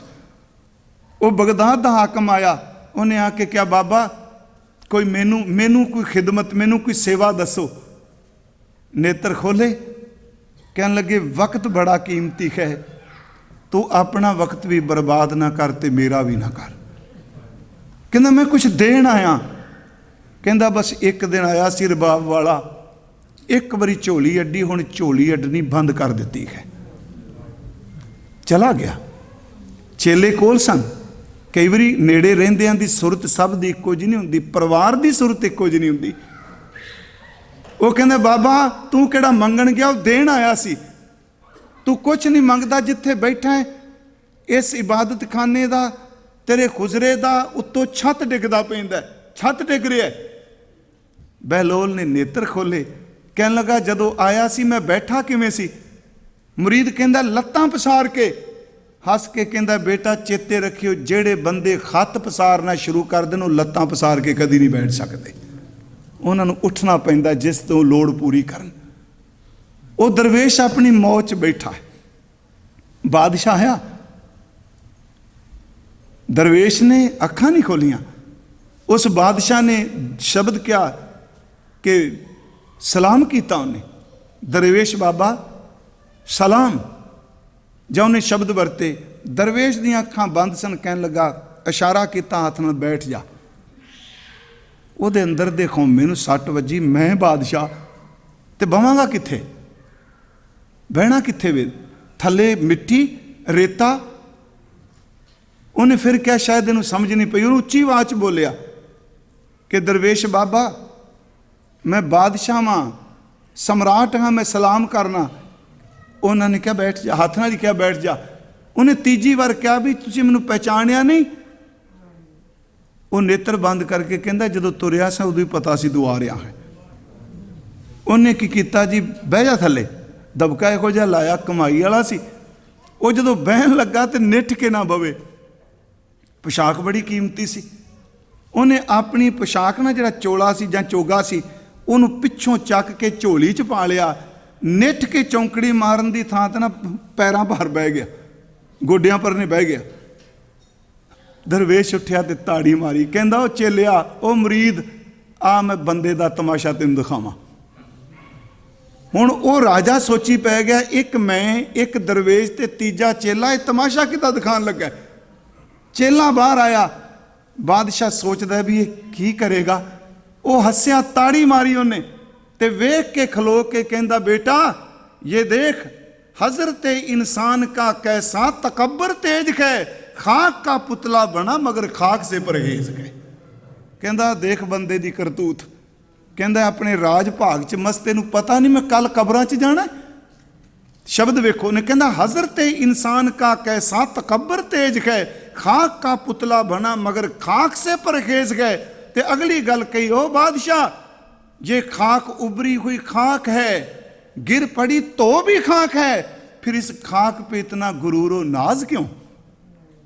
बादशाह दे अंदर दी तसल्ली करा दी। ਕਹਿੰਦਾ ਤੂੰ ਛਿਨ ਭੰਗਰਤਾ ਨੂੰ ਸਮਝ ਨਹੀਂ ਰਿਹਾ। ਜਿਹੜਾ ਤੇਰਾ ਅੱਜ ਤਨ ਦਿਸਦਾ ਪਿਆ ਇਹ ਕੱਲ ਨੂੰ ਮਿੱਟੀ ਹੈ, ਇਹਨੇ ਕਬਰਾਂ ਵੀ ਜਾਣਾ। ਜਦੋਂ ਮੈਂ ਇਹ ਦਰਵੇਸ਼ ਦਾ ਜੀਵਨ ਪੜ੍ਹਿਆ, ਇਸ ਘਟਨਾ ਨੂੰ ਪੜ੍ਹਿਆ, ਮੈਨੂੰ ਫਿਰ ਗੁਰੂ ਗ੍ਰੰਥ ਸਾਹਿਬ 'ਚ ਬਾਬਾ ਫਰੀਦ ਯਾਦ ਆਇਆ, ਬੁੱਲੇ ਦੀ ਰਚਨਾ ਯਾਦ ਆਈ। ਬੁੱਲਾ ਕਹਿੰਦਾ ਹੈ ਉਹ ਬੰਦਿਓ ਇਹ ਗੱਲ ਸੱਚੀ ਧਾਰੋ ਇੱਕ ਦਿਨ ਜਾਣਾ ਹੈ। ਉਹਦੀ ਇੱਕ ਰਚਨਾ ਹੈ, ਇੱਕ ਰੋਜ਼ ਜਹਾਨੋਂ ਜਾਣਾ ਹੈ, ਤੇਰਾ ਗੋਸ਼ਤ ਕੀੜਿਆਂ ਖਾਣਾ ਹੈ। ਇਹ ਡਰਾਉਣ ਵਾਸਤੇ ਨਹੀਂ, ਮੈਂ ਫਿਰ ਵੀ ਬੇਨਤੀ ਕਰਾਂਗਾ, ਇਹ ਮੇਰੇ ਤੁਹਾਡੇ ਨਾਲ ਵਾਪਰਨਾ। ਇਹ ਮਿਲੀ ਹੈ ਸਵਾਰੀ। ਇਹ ਗੁਰੂ ਗ੍ਰੰਥ ਸਾਹਿਬ ਕਹਿੰਦਾ ਦੇਈ ਘੋੜੀਏ, ਤੇ ਘੋੜੀ ਨੂੰ ਇਕੱਲਾ ਵੰਡ ਪਾਉਂਦੇ ਹੁੰਦੇ ਸੰਸਾਨੇ, ਖਲ ਵੰਡ ਤੂੰ ਪੱਠੇ ਪਾਈ ਜਾਂਦੇ, ਖਰਕਣਾ ਕਰੀ ਜਾਂਦਾ, ਇਹਦੇ ਗਲ ਟੱਲੀਆਂ ਬੰਨੀ ਜਾਂਦਾ, ਥੱਲੇ ਜੀਨ ਪਾਈ ਜਾਂਦਾ, ਘੁੰਗਰੂ ਗਲ 'ਚ ਪਾਈ ਬੈਠਾ, ਕੜਿਆਲੇ ਨੂੰ ਘੁੰਗਰੂ ਬੰਨੇ ਨਕੰਮਿਆ, ਇਹਨੂੰ ਕੱਲਾ ਸ਼ਿੰਗਾਰਿਆ ਨਾ ਕਰੇ ਦੇ ਉੱਤੇ ਬਲਾਕੀ ਮਾਰ, ਬਲਾਕੀ ਸਮਝਦੇ ਨੇ ਨਾ, ਹਾਂ, ਛਾਲ ਮਾਰ ਕੇ ਬਲਾਕੀ ਮਾਰ ਕੇ ਬਹਿ ਕੇ ਸਫ਼ਰ ਕਰ। ਇਹ ਘੋੜੀ ਇੱਕ ਦਿਨ ਤੇਰੇ ਹੱਥੋਂ ਨਿਕਲ ਜਾਣੀ ਹੈ। ਦੇ ਤੇਜਣ ਜੀ ਰਾਮ ਉਪਾਇਆ ਰਾਮ, ਇਹ ਘੋੜੀ ਹੈ। ਬੁੱਲੇ ਨੇ ਕਿਹਾ ਇੱਕ ਰੋਜ਼ ਜਹਾਨੋਂ ਜਾਣਾ ਹੈ, ਤੇਰਾ ਗੋਸ਼ਤ ਕੀੜਿਆਂ ਖਾਣਾ ਹੈ, ਕਰ ਚੇਤਾ ਮਰਗ ਵਿਸਾਰਨੀ, ਉੱਠ ਜਾ ਕੁਰਾੜੇ ਮਾਰਨੀ। ਬੁੱਲੇ ਦੀ ਰਚਨਾ 'ਚ ਜੀ ਇੱਕ ਗੱਲ ਹੋਰ, ਉਹਨੇ ਗੁਰੂ ਤੇਗ ਬਹਾਦਰ ਨੂੰ ਗਾਜ਼ੀ ਲਿਖਿਆ। ਉਹ ਕਹਿੰਦਾ ਕਿਤੇ ਤੇਗ ਬਹਾਦਰ ਗਾਜ਼ੀ ਹੋ, ਕਹਿੰਦਾ ਵੇਖ ਵਾਹ ਰੱਬਾ ਕਿਤੇ ਤੇਗ ਬਹਾਦਰ ਵਰਗਾ ਗਾਜ਼ੀ ਹੋ ਕੇ ਤੂੰ ਜੂਝ ਨਾ ਪਿਆ ਹੈ। ਚਲੋ ਖੈਰ, ਉਹਨੇ ਸ਼ਬਦ ਵਰਤੇ ਇੱਕ ਰੋਜ਼ ਜਹਾਨੋਂ ਜਾਣਾ ਹੈ, ਪੰਜਾਬੀ ਦੇ ਸ਼ਬਦ ਨੇ ਤੇਰਾ ਗੋਸ਼ਤ ਕੀੜਿਆਂ ਖਾਣਾ ਹੈ, ਕਰ ਚੇਤਾ ਮਰਗ ਵਿਸਾਰਨੀ, ਉੱਠ ਜਾ ਕੁਰਾੜੇ ਮਾਰ ਨਹੀਂ।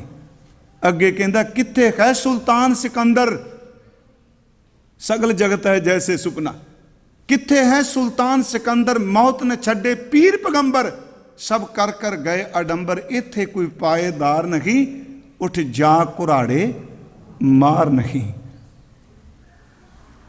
ਤੂੰ ਸੁੱਤਿਆਂ ਉਮਰ ਮਝਾਈ ਨਹੀਂ, ਸੁਪਨਾ ਲੈ ਰਿਹਾ, ਤੂੰ ਸੁੱਤਿਆਂ ਉਮਰ ਮਝਾਈ ਨਹੀਂ, ਤੂੰ ਚਰਖੇ ਤੰਦ ਨਾ ਪਾਈ ਨਹੀਂ। ਚਰਖਾ ਪਿਛਲਾ ਸ਼ਬਦ ਚਰਖੇ, ਉਂਝ ਵੈਸੇ ਚਰਖ ਸ਼ਬਦ ਫਾਰਸੀ ਦਾ ਹੈ, ਇਹ ਚਰਖਾ ਜਿਹੜਾ ਪੰਜਾਬੀ ਕਹਿੰਦੇ ਆ ਇਹ ਵੀ ਉਹ ਫਾਰਸੀ ਚੋਂ ਆਇਆ ਹੈ। ਚਰਖਾ ਅਸੀਂ ਕਹਿੰਦੇ ਹਾਂ ਦੋ ਸਾਈਕਲ, ਉਹ ਕਹਿੰਦੇ ਦੋ ਚਰਖ, ਇਹਦਾ ਮਤਲਬ ਦੋ ਪਹੀਏ ਜਿਹੜੇ ਘੁੰਮਦੇ ਪਏ ਆ, ਉਹ ਇਹਨੂੰ ਸਾਈਕਲ ਨਹੀਂ ਕਹਿਣਗੇ। ਇੱਥੇ ਹੈ ਤੇਰਾ ਤੂੰ ਚਰਖੇ ਚੰਦ ਨਾ ਪਾਈ ਨਹੀਂ, ਤੂੰ ਸੁੱਤਿਆਂ ਉਮਰ ਮਝਾਈ ਨਹੀਂ, ਤੂੰ ਚਰਖੇ ਚੰਦ ਤੰਦ ਨਾ ਪਾਈ ਨਹੀਂ, ਕੀ ਕਰਸੈਂ ਤਾਜ ਤਿਆਰ ਨਹੀਂ, ਉੱਠ ਜਾ ਕੁਰਾੜੇ ਮਾਰ ਨਹੀਂ। ਇਹ ਸੁਪਨੇ ਤੋਂ ਸੁਚੇਤ ਟੁੱਟਣ ਵਾਲਾ ਹੈ। ਜਦੋਂ ਗੁਰੂ ਗ੍ਰੰਥ ਸਾਹਿਬ 'ਚ ਪਾਠ ਕੀਤਾ ਤੇ ਫਰੀਦ ਸਾਹਿਬ ਦੇ 2 ਸ਼ਲੋਕ ਜਿਹੜੇ ਪਾਠ ਕਰਦੇ ਨੂੰ ਪਤਾ ਹੈ, ਇਹ ਜਿਹੜੀਆਂ ਕਬਰਾਂ ਹੁੰਦੀਆਂ ਸਨ ਨਾ ਪਹਿਲਾਂ, ਹੁਣ ਤੇ ਚਲੋ ਆ ਵਿੱਚੇ ਤੁਹਾਡੇ ਨੇ ਉਹ ਕਹਿੰਦੇ ਹੁੰਦੇ ਸਨ ਸਿਆਣੇ, ਸਾਡੇ ਕਹਿੰਦੇ ਕਬਰਾਂ ਵਰਗੀ ਉਜਾੜ, ਕਹਿੰਦੇ ਨੇ ਵਸਤੀ ਵੱਖਰੀ ਹੈ ਜਿੱਥੇ ਵਸਦੇ ਨੇ, ਇਹ ਤਾਂ ਸ਼ਮਸ਼ਾਨ ਘਾਟ ਦੀ ਉਜਾੜ ਹੈ। ਇਹ ਸ਼ਬਦ ਹੀ ਗਲਤ ਹੈ। ਜਿਹਨੂੰ ਅਸੀਂ ਬਸਤੀ ਕਹਿੰਦੇ ਹਾਂ ਇਹ ਉਜੜਨ ਵਾਲੀ ਹੈ, ਜਿਹਨੂੰ ਅਸੀਂ ਕਬਰਾਂ ਨੂੰ ਉਜਾੜ ਕਹਿੰਦੇ ਹਾਂ ਵਸੀ ਹੋਈ ਹੈ, ਕਿਉਂਕਿ ਜਿਹੜੇ ਇੱਕ ਵਾਰੀ ਉੱਥੋਂ ਉਸ ਗਏ ਦੁਬਾਰਾ ਘਰਾਂ ਨੂੰ ਕਦੇ ਨਹੀਂ ਆਏ। ਉਜੜਦਾ ਤੇ ਆਪ ਹੈ ਜਿੱਥੇ ਅਸੀਂ ਬੈਠੇ ਹਾਂ। ਫਿਰ ਮੇਰੀ ਬੇਨਤੀ ਸਮਝ ਗਏ ਨਾ ਜੀ। ਜਿਹਨੂੰ ਕਹਿੰਦੇ ਮੈਂ ਇਸ ਘਰ, ਫਰੀਦ ਨੇ ਕਿਹਾ ਗੌਰ ਨਿਮਾਣੀ ਛੱਡ ਕਰੈ ਨੇ ਘਰਿਆ ਘਰ ਆਓ। ਕਬਰਾਂ ਕੋਲੋਂ ਲੰਘਦਾ ਬੰਦਾ ਅਕਸਰ ਜ਼ਿਆਦਾ ਪਿੰਡਾਂ ਦੀਆਂ ਜਿਹੜੇ ਸ਼ਮਸ਼ਾਨ ਭੂਮੀਆਂ ਸਨ ਉੱਥੇ ਜਾ ਕੇ ਰਾਹ ਮੁੱਕ ਜਾਂਦਾ ਸੀ, ਸਾਰੇ ਨਹੀਂ, ਉੱਥੇ ਰਾਹ ਮੁੱਕ ਜਾਂਦਾ ਸੀ। ਸਿਆਣਿਆਂ ਨੇ ਤਾਂ ਹੀ ਬਣਾਈਆਂ ਵੀ ਇੱਥੋਂ ਤੱਕ ਹੀ ਹੈਗਾ, ਕੋਈ ਨਹੀਂ ਰਾਹ ਜਾਂਦਾ। ਕਈ ਪਿੰਡਾਂ ਵੇਖਿਆ ਪਲਾਟੀ ਉੱਥੇ ਜਾ ਕੇ ਮੁੱਕ ਜਾਣੀ। ਉਹ ਕਹਿੰਦਾ ਜਦੋਂ ਲੰਘੇ ਤੇ ਕਬਰ ਕੋਲੋਂ ਲੰਘਦਿਆਂ ਅੰਦਰ ਡਰਦਾ ਹੈ, ਤੇ ਕਹਿੰਦੇ ਨੇ ਕਬਰ ਵਿੱਚੋਂ ਆਵਾਜ਼ ਆਈ, ਫਰੀਦ ਲੋਕ ਤਾਂ ਦੌੜ ਦੌੜਦੇ ਨੇ, ਤੂੰ ਕਿਉਂ? ਕਹਿਣ ਲੱਗੇ ਮੈਂ ਆਪਣੇ ਘਰ ਚੱਲਾਂ, ਮੈਨੂੰ ਕਾਹਲੀ ਹੈ। ਕਹਿਣ ਲੱਗੀ ਨਹੀਂ ਤੈਨੂੰ ਘਰ ਦੀ ਵਿਆਖਿਆ ਨਹੀਂ ਕਰਨੀ ਆਉਂਦੀ, ਤੂੰ ਨਿਘਰਾ ਹੈ। ਜਿਹੜਾ ਤੂੰ ਘਰ ਕਹਿੰਦਾ ਤੇਰਾ ਦਾਦਾ ਵੀ ਕਹਿੰਦਾ ਸੀ, ਤੇਰਾ ਬਾਪ ਵੀ ਕਹਿੰਦਾ ਸੀ, ਤੂੰ ਨਿਘਰਾ ਹੈ। ਮੇਰੇ ਤੋਂ ਡਰਨ ਵਾਲਿਆ, ਜਿੱਦਣ ਉਸ ਘਰ ਚੋਂ ਤੈਨੂੰ ਕੱਢਿਆ ਮੈਂ ਤੇਰੀ ਇੰਤਜ਼ਾਰ ਕਰਾਂਗੀ, ਮੇਰੇ ਘਰ ਵਿੱਚ ਵਸ ਜੀ ਕੋਈ ਤੈਨੂੰ ਕੱਢ ਕੇ ਬਾਹਰ ਦਿਖਾਏ। ਅਸਲੀ ਤੇਰਾ ਘਰ ਮੈਂ ਹਾਂ, ਉਹ ਘਰ ਸੁਪਨਾ ਹੈ। ਗੁਰੂ ਸਾਹਿਬ ਨੇ ਸ਼ਬਦ ਵਰਤੇ, ਗੌਰ ਨਿਮਾਣੀ ਛੱਡ ਕਰੇ ਨੇ ਘਰਿਆ ਘਰ ਆਓ, ਸਰ ਪਰ ਮੈਥੈ ਆਵਣਾ।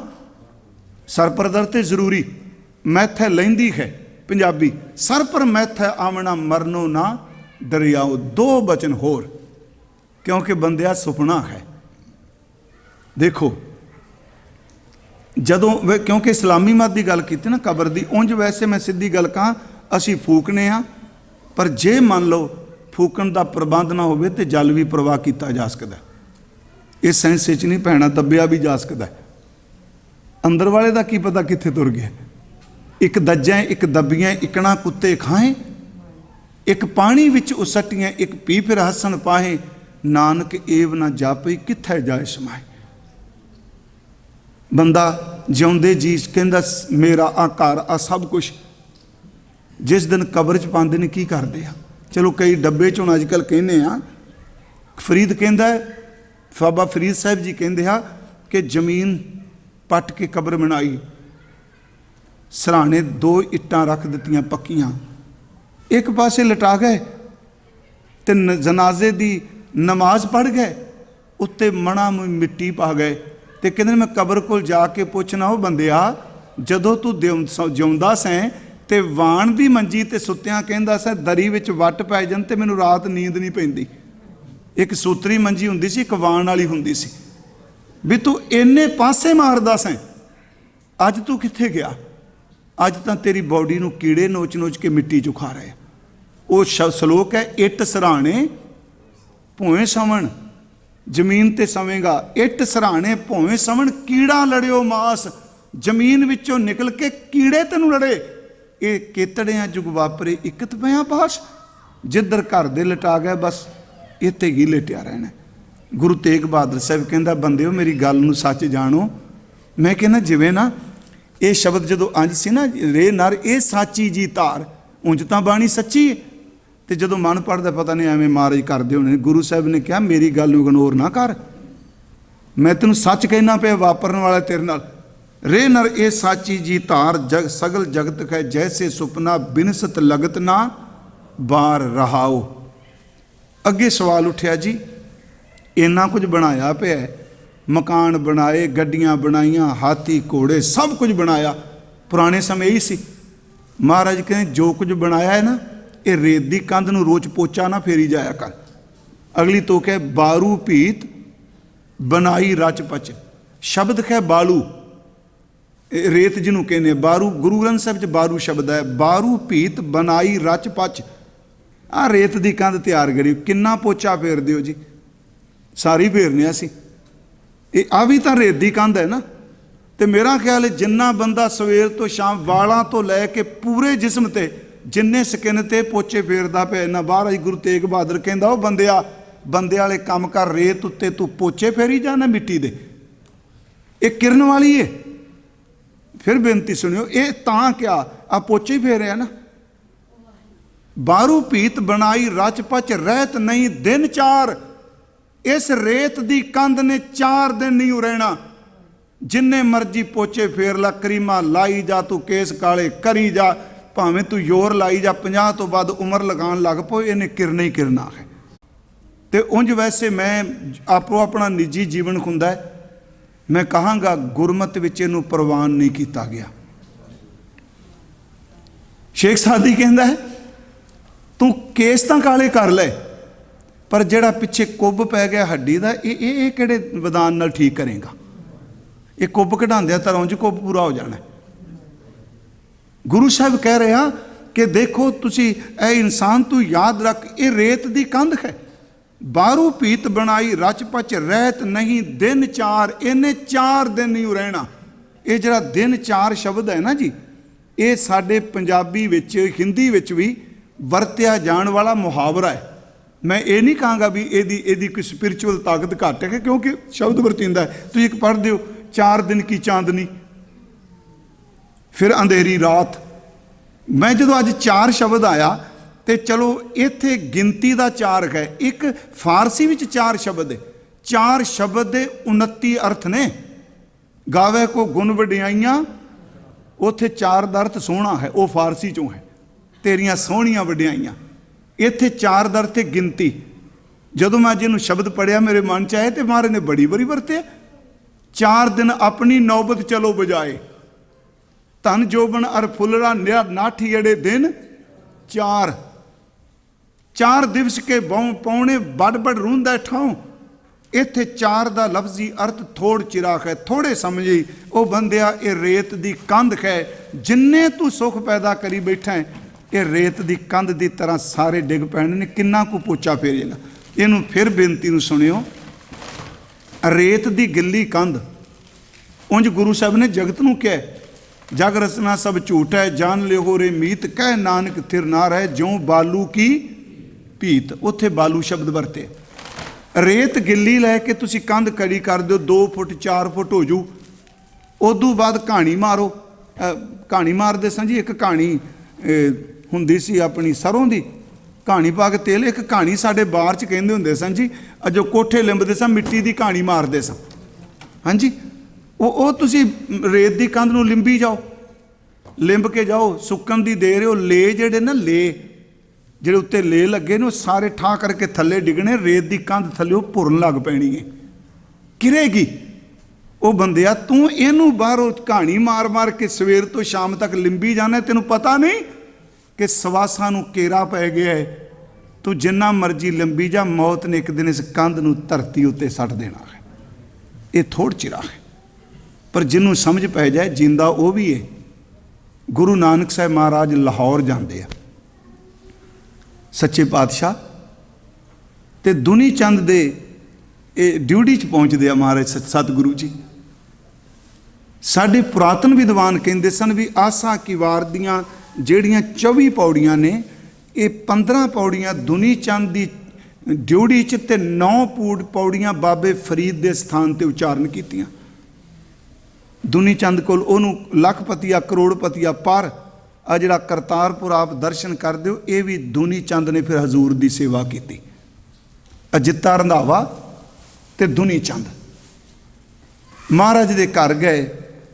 ਇਹ ਘਰ ਇਹਨੇ ਬੁਲਾਇਆ। ਅਸਲ 'ਚ ਇਹਦੇ ਫਾਦਰ ਦਾ, ਇਹਦੇ ਪਿਤਾ ਦਾ ਸਰਾਧ ਸੀ ਤੇ ਇਹਨੇ ਮਹਾਰਾਜ ਨੂੰ ਆਮੰਤਰਿਤ ਕੀਤਾ ਤੇ ਸੱਚੇ ਪਾਤਸ਼ਾਹ ਮਹਾਰਾਜ ਚਲੇ ਗਏ। ਉਹਨਾਂ ਸਰਾਧ ਤਾਂ ਕੀ ਖਾਣਾ ਸੀ ਤੇ ਮਹਾਰਾਜ ਕਹਿੰਦੇ ਕਾਹਦੇ ਲਈ ਕੀਤਾ ਹੀ? ਚਲੋ ਉੱਥੇ ਬਗਿਆੜ ਦੀ ਸਾਖੀ ਵੀ ਹੈ। ਕਹਿਣ ਲੱਗਾ ਜੀ ਆਪਣੇ ਪਿਤਾ ਜੀ ਨੂੰ ਇਹ ਭੋਜਨ ਸਾਰਾ ਭੇਜਣਾ, ਇਹ ਖੀਰ, ਇਹ ਪੂੜੇ, ਇਹ ਸਭ ਕੁਝ। ਤੇ ਜਿਵੇਂ ਆਪਣੇ ਬੰਦੇ ਵੀ ਅੱਜ ਕੱਲ੍ਹ ਕਰਦੇ ਆ, ਜਦੋਂ ਕੋਈ ਮਰ ਜਾਂਦਾ ਉਹ ਬਿਸਤਰੇ ਚੁੱਕੀ ਆਉਂਦਾ, ਕੋਈ ਕੰਬਲ ਚੁੱਕੀ ਆਉਂਦਾ, ਕੋਈ ਇੰਡੀਆ ਵਿੱਚ ਤੇ ਕਿ ਬੰਦਾ ਐਨਕ ਤੇ ਖੁੰਡੀ ਨਾਲ ਚੱਪਲਾਂ ਵੀ ਚੁੱਕੀ ਆਉ ਨਵੀਆਂ। ਮੈਂ ਤੁਹਾਨੂੰ ਹੱਥ ਜੋੜ ਕੇ ਬੇਨਤੀ ਕਰਾਂਗਾ, ਜੇ ਕਿਸੇ ਨੂੰ ਅੱਗੇ ਕੁਝ ਪਹੁੰਚਾਉਣਾ ਹੈ ਨਾ, ਸੁਰਤ ਟਿਕਾ ਕੇ ਉਹਦੇ ਲਈ ਗੁਰਬਾਣੀ ਦਾ ਪਾਠ ਕਰੋ। ਸ਼ਬਦ ਹੀ ਅੱਗੇ ਜਾਂਦਾ ਹੈ, ਸੂਖਸ਼ਮਤਾ ਨੇ ਅੱਗੇ ਜਾਣਾ ਹੈ। ਮਹਾਰਾਜ ਕਹਿੰਦਾ ਮੈਂ ਪਿੱਛੇ ਕੀਰਤਨ ਕਰਿਓ ਨਿਰਵਾਣ ਜੀਓ। ਉਹਨੇ ਕਿਹਾ ਸਭ ਕੁਝ ਅੱਗੇ ਜਾਣਾ ਹੈ। ਮਹਾਰਾਜ ਕਹਿੰਦੇ ਆ ਤੇ ਗੱਲ ਬੜੀ ਨਵੀਂ ਦੱਸੀ ਵੀ ਦੁਨੀ ਚੰਦ ਅੱਗੇ ਜਾਣਾ। ਕਹਿੰਦਾ ਬਿਲਕੁਲ। ਮਹਾਰਾਜ ਨੇ ਕਿਹਾ ਆ ਝੰਡੇ ਕਾਹਦੇ ਨੇ ਤੇਰੇ ਘਰ ਉੱਤੇ ਨੇ? ਕਰੋੜੀਆ ਕੇ ਕਹਿੰਦੇ ਲੱਖਪਤੀਆ। ਉਹ ਕਹਿੰਦਾ ਮਹਾਰਾਜ ਜਿੰਨੇ ਲੱਖ ਹੋਵੇ, ਕੁਝ ਕੋਈ ਕਹਿੰਦੇ ਆ ਕਰੋੜੀਆ, ਕਰੋੜ। ਇਹ ਝੰਡੇ ਦੱਸਦੇ ਆ ਇਹ ਇੰਨਾ ਰੁਪਈਆ ਇਹਦੇ ਕੋਲ ਹੈ। ਮਹਾਰਾਜ ਕਹਿੰਦੇ ਦੁਨੀ ਚੰਦਾ ਤੇਰਾ ਤੇ ਕੰਮ ਸੌਖਾ, ਆ ਮੇਰੀ ਇੱਕ ਸੂਈ ਲੈ ਲੈ। ਕਿਉਂਕਿ ਉਹਨੂੰ ਬੜਾ ਮਾਣ ਸੀ, ਸਭ ਕੁਝ ਮੇਰਾ, ਇਹ ਮੈਂ ਬਾਪੂ ਲਈ ਸਭ ਕੁਝ ਕੀਤਾ। ਹਜ਼ੂਰ ਨੇ ਕਿਹਾ ਸੂਈ ਲੈ ਲੈ ਜੀ। ਇਹ ਕੀ ਕਰਾਂ? ਕਹਿਣ ਲੱਗੇ ਤੇਰੀ ਵਾਹਵਾ ਚੱਲਦੀ ਹੈ ਨਾ, ਇਹ ਸੂਈ ਮੈਂ ਤੈਨੂੰ ਰੱਬ ਦੀ ਦਰਗਾਹ ਜਾ ਕੇ ਤੇਰੇ ਤੋਂ ਲੈ ਲਾਂਗਾ। ਕਹਿੰਦਾ ਇਹ ਕਿਹੜੀ ਗੱਲ ਹੈ? ਕਿਉਂਕਿ ਉਹਦੇ ਅੰਦਰ ਇਹ ਭਰਮ ਬਿਠਾਇਆ ਹੋਇਆ ਸੀ ਉਸ ਵਕਤ ਦੇ ਬ੍ਰਾਹਮਣ ਸਿਸਟਮ ਨੇ ਵੀ ਜੋ ਕੋਈ ਤੂੰ ਸਾਨੂੰ ਦੇਂਗਾ ਅੱਗੇ ਜਾਣਾ ਹੈ। ਜਦੋਂ ਉਹਦੀ ਸਾਈਕੀ ਉਹੋ ਜਿਹੀ ਬਣੀ ਪਈ, ਉਹਨੇ ਕਿਹਾ ਜੀ ਲਓ ਆ ਫੜੋ ਸੂਈ, ਲੈ ਗਿਆ ਘਰ। ਤੇ ਮਹਾਰਾਜ ਜਦੋਂ ਇਹ ਘਰ ਗਿਆ, ਉੱਥੇ ਸਤਿਗੁਰੂ ਲਾਹੌਰ ਹੀ, ਇਹਨੇ ਘਰ ਵਾਲੇ ਨੂੰ ਕਿਹਾ ਸ਼ੇਖੀ ਮਾਰ ਕੇ, ਕਹਿੰਦਾ ਦਰਵੇਸ਼ ਆਇਆ, ਬਾਬਾ ਸੰਤ ਆਇਆ, ਉਹਨੇ ਸੂਈ ਦਿੱਤੀ ਏ। ਜਦੋਂ ਮੈਂ ਮਰਨ ਵਾਲਾ ਹੋਵਾਂਗਾ ਨਾ, ਮੈਨੂੰ ਸੂਈ ਪਕੜਾ ਦੀ, ਮੈਂ ਅੱਗੇ ਲਿਜਾਣੀ ਹੈ। ਉਹਨੇ ਦੋਵਾਂ ਹੱਥਾਂ ਨਾਲ ਮੱਥਾ ਫੜ ਲਿਆ। ਕਹਿੰਦੀ ਇਹ ਮੇਰੇ ਪਤੀ, ਮੈਂ ਅਦਬ ਤੇਰਾ ਕਰਨੀ ਆ, ਕਿਹਨਾਂ ਨਾਲ ਵਾਅਦੇ ਕਰਕੇ ਤੁਰ ਕੇ ਆ ਗਿਆ? ਉਹ ਕਹਿੰਦਾ ਸੰਤ ਆਇਆ। ਉਹਨੇ ਕਿਹਾ, ਕਹਿਣ ਲੱਗੀ ਆ ਮੇਰਾ ਤੇਰਾ ਜੋ ਕੁਝ ਹੈ ਇਹ ਸਰੀਰ ਨਹੀਂ ਅੱਗੇ ਜਾਣਾ। ਸਾਡੇ ਪਿਤਾ ਜੀ, ਸਾਡੇ ਬਜ਼ੁਰਗ ਚੜ੍ਹਾਈ ਕਰ ਗਏ, ਉਹ ਖੱਫਣ ਵੀ ਸੜ ਗਿਆ, ਇਹ ਅੱਗੇ ਨਹੀਂ ਜਾਣਾ। ਉਹਨੂੰ ਰਾਤ ਨੀਂਦ ਨਾ ਪਈ, ਸਵੇਰੇ ਆ ਗਿਆ। ਮਹਾਰਾਜ ਜੀ ਨੂੰ ਸੂਈ ਦੇ ਕੇ ਕਹਿੰਦਾ ਕਿ ਸੰਤ ਜੀ ਇਹ ਵਾਪਸ ਨਹੀਂ, ਇਹ ਵਾਪਸ ਲੈ ਲਓ, ਮੈਂ ਵਾਅਦਾ ਨਹੀਂ ਪੂਰਾ ਕਰ ਸਕਦਾ, ਅੱਗੇ ਨਹੀਂ ਜਾਣੀ। ਹਜ਼ੂਰ ਕਹਿੰਦੇ ਨੇ ਕਿਉਂ? ਕਹਿੰਦਾ ਤੁਸੀਂ ਸਿਆਣੇ ਬਾਣੇ ਹੋ, ਇਹ ਤਾਂ ਸਰੀਰ ਨੂੰ ਅੱਗ ਲੱਗ ਜਾਣੀ ਹੈ, ਸੜ ਜਾਣਾ, ਸੂਈ ਕਿੱਥੇ ਜਾਏਗੀ? ਹਜ਼ੂਰ ਕਹਿਣ ਲੱਗੇ ਮੈਂ ਤਾਂ ਸਿਆਣਾ ਬਿਆਣਾ ਹੈ ਤੇ ਤੈਨੂੰ ਵੀ ਸਿਆਣੀ ਬਣਾਉਣਾ ਆ, ਪਤਾ ਮੈਨੂੰ ਵੀ ਸੂਈ ਕੋਈ ਨਹੀਂ ਜਾਣੀ। ਤੇ ਕਹਿੰਦਾ ਦਿੱਤੀ ਕਿਉਂ? ਕਹਿਣ ਲੱਗੇ ਬਸ ਮੈਂ ਤੈਨੂੰ ਇਹੀ ਦੱਸਣ ਆਇਆ, ਜੇ ਤੈਨੂੰ ਰੱਬ ਨੇ ਸੋਝੀ ਦਿੱਤੀ ਹੈ ਸੂਈ ਨਹੀਂ ਜਾਣੀ, ਤੇ ਜੋ ਕੋਈ ਤੂੰ ਇਕੱਠਾ ਕਰੀ ਬੈਠਾ ਲੋਕਾਂ ਨਾਲ ਠੱਗੀਆਂ ਮਾਰ ਮਾਰ ਕੇ ਸੂਈ ਜਿਣਾ ਅੱਗੇ ਨਹੀਂ ਜਾਣਾ। ਸ਼ਬਦ ਸੁਣਿਓ, ਸੂਈ ਦਿੱਤੀ ਹੈ ਸੂਈ ਨਹੀਂ ਜਾਣੀ। ਆ ਝੰਡੇ ਏਡੇ ਏਡੇ ਵੱਡੇ ਗੱਡੀ ਫਿਰਨਾ, ਇੱਕ ਸੂਈ ਜਿੰਨਾ ਤੇਰੇ ਨਾਲ ਨਹੀਂ ਜਾਣਾ। ਸੋਚੀ ਪੈ ਗਿਆ, ਹਜ਼ੂਰ ਦੇ ਚਰਨ ਪਕੜ ਲੈ। ਪ੍ਰਿੰਸੀਪਲ ਸਤਵੀਰ ਸਿੰਘ ਕਹਿੰਦੇ ਹੁੰਦੇ ਸਨ, ਸੂਈ ਦੋ ਹੀ ਕੰਮ ਕਰਦੀ ਹੈ, ਇਹਦੇ ਦੋ ਸਿਰੇ ਨੇ, ਇੱਕ ਪਾਸਿਓਂ ਤਿੱਖੀ ਹੈ ਨੋਕ, ਪਿੱਛੇ ਦੇ ਛੇਕ ਹੈ। ਜਦੋਂ ਅੱਗੇ ਤੁਰਦੀ ਏ ਸੱਚੀ ਮੁੱਚੀ ਰਾਹ ਬਣਾਈ ਜਾਂਦੀ ਹੈ, ਤੇ ਪਿਛਲਾ ਧਾਗਾ ਜਿਹੜਾ ਹੈ ਉਹ ਰਾਹ ਬਣਾਏ ਰਾਹੀਂ ਸੀਤੇ ਹੋਏ ਨੂੰ ਜੋੜੀ ਜਾਂਦਾ ਹੈ, ਸੀ ਜਾਂਦਾ ਹੈ। ਕਹਿੰਦਾ ਗੁਰੂ ਨਾਨਕ ਨੇ ਸੂਈ ਨਹੀਂ ਦਿੱਤੀ, ਉਹਨੇ ਸ਼ਬਦ ਦੀ ਸੂਈ ਨਾਲ ਇਹਨੂੰ ਸੁਚੇਤ ਕਰ ਦਿੱਤਾ, ਚੁਬੋ ਦਿੱਤੀ, ਇਹਨੂੰ ਸਿਰਾ ਚੁਬੋਇਆ ਵੀ ਬੰਦਾ ਬਣ। ਕਹਿੰਦਾ ਅਗਲਾ ਸਿਰਾ ਇੰਨਾ ਤਿੱਖਾ ਸੀ ਬਾਬੇ ਦੇ ਬੋਲ ਦਾ, ਤੇ ਉਂਝ ਸੂਈ ਬੜਾ ਫਰੀਦ ਨੂੰ ਕਿਸੇ ਨੇ ਸੋਨੇ ਦੀ ਸੂਈ ਦਿੱਤੀ ਬਾਬਾ ਸਾਹਿਬ ਜੀ ਨੂੰ, ਸੋਨੇ ਦੀ ਕੈਂਚੀ, ਸੋਨੇ ਦੀ ਕੈਂਚੀ ਦਿੱਤੀ। ਤੇ ਜਦੋਂ ਫੜਾਉਣ ਲੱਗਾ ਉਹ ਹੱਸ ਪਏ, ਕਹਿਣ ਲੱਗੇ ਜੇ ਕੁਝ ਲੈ ਕੇ ਆਇਆ ਸਾਂ, ਦਰਵੇਸ਼ਾਂ ਨੂੰ ਕੈਂਚੀਆਂ ਨਹੀਂ ਦੇਈਦੀਆਂ, ਦਰਵੇਸ਼ਾਂ ਨੂੰ ਸੂਈ ਦੀਆਂ ਸੂਈਆਂ ਦੇਈਦੀਆਂ ਹੁੰਦੀਆਂ। ਕੈਂਚੀ ਕੱਟਦੀ ਹੈ, ਸੂਈ ਜੋੜਦੀ ਹੈ। ਹਜ਼ੂਰ ਨੇ ਸੂਈ ਦਿੱਤੀ, ਉਹਨੇ ਸੂਈ ਨੇ ਸੱਚੀ ਮੁੱਚੀ ਇਹਨੂੰ ਸੁਪਨੇ 'ਚ ਸੁੱਤੇ ਨੂੰ ਜਗਾ ਦਿੱਤਾ ਤਿੱਖੇ ਪਾਸੇ ਨੇ, ਤੇ ਇਹ ਨਹੀਂ ਜਗਾ ਕੇ ਕਹਿ ਦਿੱਤਾ ਤੇਰਾ ਸਭ ਕੁਝ ਝੂਠਾ। ਉਹਨੇ ਚਰਨ ਪਕੜੇ, ਗੁਰੂ ਨੇ ਸ਼ਬਦ ਦਾ ਧਾਗਾ ਪਾ ਕੇ ਦੁਨੀ ਨੂੰ ਦੀਨ ਨਾਲ ਬੰਨ ਕੇ ਰੱਖ ਦਿੱਤਾ। ਕਹਿਣ ਲੱਗੇ ਅੱਜ ਸੀ ਦਿੱਤਾ ਖੂਨ ਨਹੀਂ ਪਾਟੇਗਾ ਕਦੀ, ਸੱਚ ਪੁਰਾਣਾ ਹੋਵੇ ਨਾਹੀਂ ਸੀਤਾ ਕਦੇ ਨਾ ਪਾਟੇ। ਸਤਿਗੁਰੂ ਕਹਿੰਦੇ ਨੇ ਬੰਦਿਆ ਤੂੰ ਸਮਝ ਓਏ ਕਿ ਆ ਜੋ ਕੋਈ ਤੂੰ ਦੇਖ ਰਿਹਾ ਸਿਰਫ ਰੇਤ ਦੀ ਕੰਧ ਹੀ। ਫਿਰ ਬੇਨਤੀ ਹੈ ਕਿ ਹਜ਼ੂਰ ਨੇ ਫਰਮਾਇਆ ਕਿ ਦੇਖੋ ਭਾਈ, ਬਾਰੂ ਪੀਤ ਬਣਾਈ ਰਚ ਪਚ ਰਹਿਤ ਨਹੀਂ ਦਿਨ ਚਾਰ, ਤੈਸੇ ਹੀ ਇਹ ਸੁਖ ਮਾਇਆ ਕਿ ਜਿਵੇਂ ਰੇਤ ਦੀ ਕੰਧ ਇਸੇ ਤਰ੍ਹਾਂ ਆ ਜਾਣੇ ਨੇ ਸਾਰੇ। ਤੈਸੇ ਇਹ ਸੁਖ ਮਾਇਆ ਕਿ ਉਰਜਿਓ ਕਹਾਂ ਗਵਾਰ, ਇੱਥੇ ਪਾਠ ਨਾਸਕੀ ਕਰਾਂਗੇ, ਕਹਾਂ ਕਿੱਥੇ, ਤੂੰ ਕਿੱਥੇ ਉਰਜਿਆ ਪਿਆ ਬੰਦਿਆ। ਹੁਣ ਅਗਲੀ ਗੱਲ, ਇੰਨੀਆਂ ਗੱਲਾਂ ਕਰਕੇ ਨਾ ਜੀ ਆ ਜੇ ਗੁਰੂ ਗ੍ਰੰਥ ਸਾਹਿਬ ਦੀ ਚੜ੍ਹਦੀ ਕਲਾ, ਚਲੋ ਉਂਝ ਸਾਰੇ ਅਸੀਂ ਕਹਿੰਦੇ ਨਾਨਕ ਨਾਮ ਚੜ੍ਹਦੀ ਕਲਾ, ਪਰ ਚੇਤੇ ਰੱਖਿਓ ਚੜ੍ਹਦੀ ਕਲਾ ਸਿਰਫ ਸੁਰਤ ਦੀ ਅਡੋਲਤਾ ਦਾ ਨਾਮ ਹੈ, ਕੱਲਾ ਉੱਚੀ ਬੋਲਣ ਨਾਲ ਚੜ੍ਹਦੀ ਕਲਾ ਨਹੀਂ। ਇੱਥੇ ਹੁਣ ਗੁਰੂ ਤੇਗ ਬਹਾਦਰ ਸਾਹਿਬ ਇੰਨੀ ਗੱਲ ਕਰਕੇ ਕਹਿਣ ਲੱਗੇ ਅਜੂ ਸਮਝ, ਕਮਾਲ ਕਰ ਦਿੱਤੀ, ਅਜੂ ਸਮਝ। ਇਹਦਾ ਮਤਲਬ ਜਿਹੜੀ ਗੱਲ ਕੱਲ ਕਹੀ ਨਾ ਉਹ ਅੱਜ ਫਿਰ ਕਹਿੰਦੇ ਪਿਆ। ਇਹ ਸ਼ਬਦ ਤੁਸੀਂ 10 ਸਾਲ ਪਹਿਲਾਂ ਪੜ੍ਹਿਆ, ਉਦੋਂ ਵੀ ਕਹਿ ਰਹੇ ਸਨ ਅਜੂ ਸਮਝ, ਤੇ ਅੱਜ ਪੜ੍ਹਿਆ ਅੱਜ ਵੀ ਕਹਿੰਦੇ ਅਜੂ ਸਮਝੋ। ਇਦੋਂ ਵੱਡਾ ਮੁਰਸ਼ਿਦ ਕਿਹੜਾ ਮਿਲੇਗਾ, ਕਹੇਗਾ ਚੱਲ ਜਿੰਨਾ ਸਮਾਂ ਵੇਸਟ ਹੋ ਗਿਆ ਗੋਲੀ ਮਾਰ, ਸਿੱਧੀ ਜਟਕੀ ਗੱਲ, ਜਿਹੜਾ ਖੋਣੇ ਬਸ ਇਹ ਸਾਂਭ ਲੈ, ਅਜੂ ਸਮਝ ਕੱਛ ਵਿਗੜਿਓ ਨਾ ਹੈ। ਇਹ ਹੈ ਚੜ੍ਹਦੀ ਕਲਾ, ਪੋਜ਼ਿਟਿਵ ਲੈ ਕੇ ਚੱਲਣਾ, ਤੇਰਾ ਕੁਛ ਨਹੀਂ ਵਿਗੜਿਆ, ਡੁੱਲੇ ਬੇਰਾਂ ਦਾ ਕੁਛ ਨਹੀਂ ਵਿਗੜਿਆ। ਅਜੂ ਸਮਝ ਕੱਛ ਵਿਗੜਿਓ ਨਾਹਿਨ, ਕੀ ਕਰ ਜੀ ਭੱਜ ਲੈ ਨਾਮ ਮੁਰਾਰ, ਤੂੰ ਮੁਰਾਰੀ ਦਾ ਨਾਮ। ਮੁਰਾਰੀ ਦਾ ਇਹ ਸ਼ਬਦ ਵੈਸੇ ਕਿਰਤਮ ਨਾਮ ਹੈ ਜੀ, ਮੁਰ ਦੈਂਤ ਨੂੰ ਮਾਰਨ ਕਰਕੇ ਬਣਿਆ। ਅਜੂ ਸਮਝ ਕੱਛ ਵਿਗੜਿਓ ਨਾਹਿਨ, ਭੱਜ ਲੈ ਨਾਮ ਮੁਰਾਰ, ਪਰਮਾਤਮਾ ਦੇ ਨਾਮ ਨੂੰ ਜਪ ਲਾਓ, ਕੁਝ ਨਹੀਂ ਵਿਗੜਿਆ। ਅੱਜ ਮਨ ਸੀ ਵੀ ਜੇ ਮੰਨ ਲਓ ਬੰਦੇ ਦੇ ਸਾਹ ਹੀ ਦੋ ਰਹਿ ਜਾਣ ਫਿਰ ਉੱਥੇ ਕੀ ਕਰਾਂਗੇ, ਵੀ ਫਿਰ ਵੀ ਮਾਰੇ ਕਹਿਣਗੇ ਅਜੋ। ਹਾਂ ਮਨ 'ਚ ਆਇਆ ਬਿਲਕੁਲ ਉਦੋਂ ਕਹਿਣਗੇ ਅਜੂ।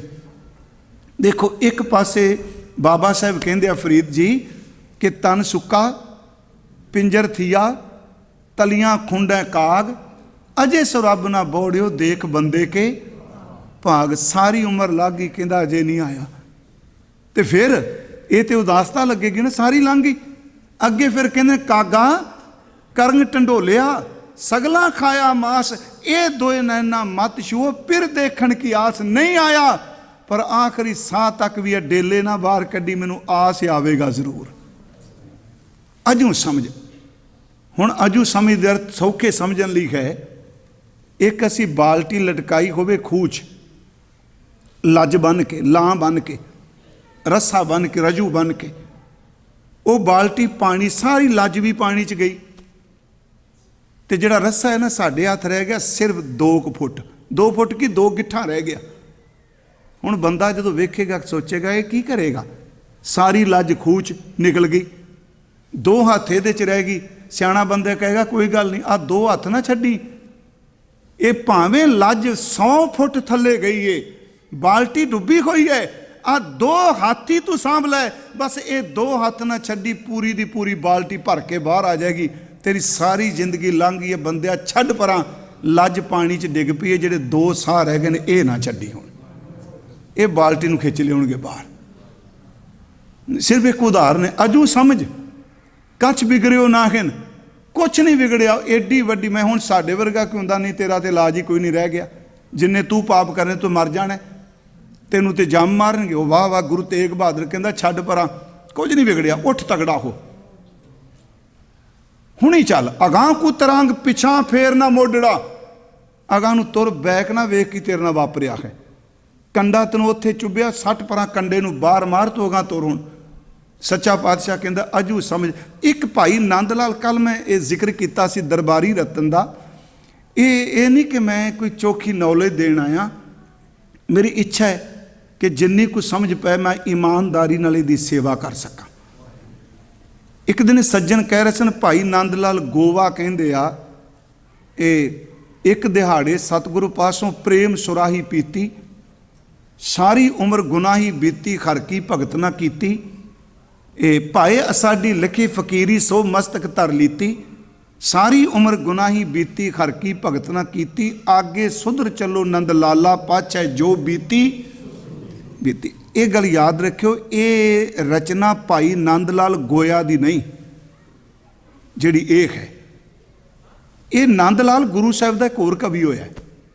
ਇਹ ਬ੍ਰਾਹਮਣ ਸਨ ਜੀ, 2 ਭਰਾ ਸਨ, ਪਿੰਡੀ ਲਾਲ ਤੇ ਨੰਦ ਲਾਲ, ਨਾ ਉਹਦਾ ਵੀ ਨੰਦ ਲਾਲ। ਭਾਈ ਨੰਦ ਲਾਲ ਜੀ ਗੋਇਆ ਨੇ, ਜਿਹੜੇ ਫਾਰਸੀ ਦੇ ਸ਼ਾਇਰ ਨੇ, ਇਹ ਨੰਦ ਲਾਲ ਦੂਸਰਾ ਹੈ। ਇਸ ਕਰਕੇ ਜਦੋਂ ਨੰਦ ਲਾਲ ਆਉਂਦਾ ਨਾ, ਸਮਝਦੇ ਆ ਵੀ ਇਹ ਭਾਈ ਨੰਦ ਲਾਲ ਸਾਹਿਬ ਗੋਆ, ਨਹੀਂ, ਉਹ ਨਹੀਂ। ਇਸ ਵਿੱਚ ਉਹਨੇ ਦੇਖੋ ਕਿੱਡੀ ਵੱਡੀ ਗੱਲ ਕਹੀ, ਪੰਜਾਬੀ ਦੀਆਂ 17 ਨੇ, ਇੱਕ ਦਿਹਾੜੇ ਸਤਿਗੁਰ ਪਾਸੋਂ ਅਸਾਂ ਪ੍ਰੇਮ ਸੁਰਾਹੀ ਪੀਤੀ। ਸਿੱਧੇ ਸੁਰਾਹੀ ਵਿੱਚ ਪਾਉਂਦੇ ਆ, ਵੈਸੇ ਪਾਣੀ ਪਾਇਆ ਜਾਂਦਾ ਸਰਾਈ 'ਚ, ਲੋਕ ਸ਼ਰਬਤ ਨਸ਼ੇ ਹੀ ਪਾਉਂਦੇ ਆ। ਕਹਿੰਦੇ ਨੇ ਗੁਰੂ ਗੋਬਿੰਦ ਸਿੰਘ ਨਾ ਪ੍ਰੇਮਾ ਭਗਤੀ ਦੀ ਸੁਰਾਹੀ ਭੜ ਕੇ ਬੈਠਾ। ਲੋਕੋ ਤੁਸੀਂ ਦੇਖੋ ਤਾਂ ਸਹੀ, ਅਸੀਂ 14 ਲੜਾਈਆਂ 'ਚ ਗੁਰੂ ਗੋਬਿੰਦ ਸਿੰਘ ਦਾ ਇੱਕ ਪੱਖ ਸਾਰੇ ਪੇਸ਼ ਕਰਨੇ, ਲੜ ਗਏ ਲੜ ਗਏ।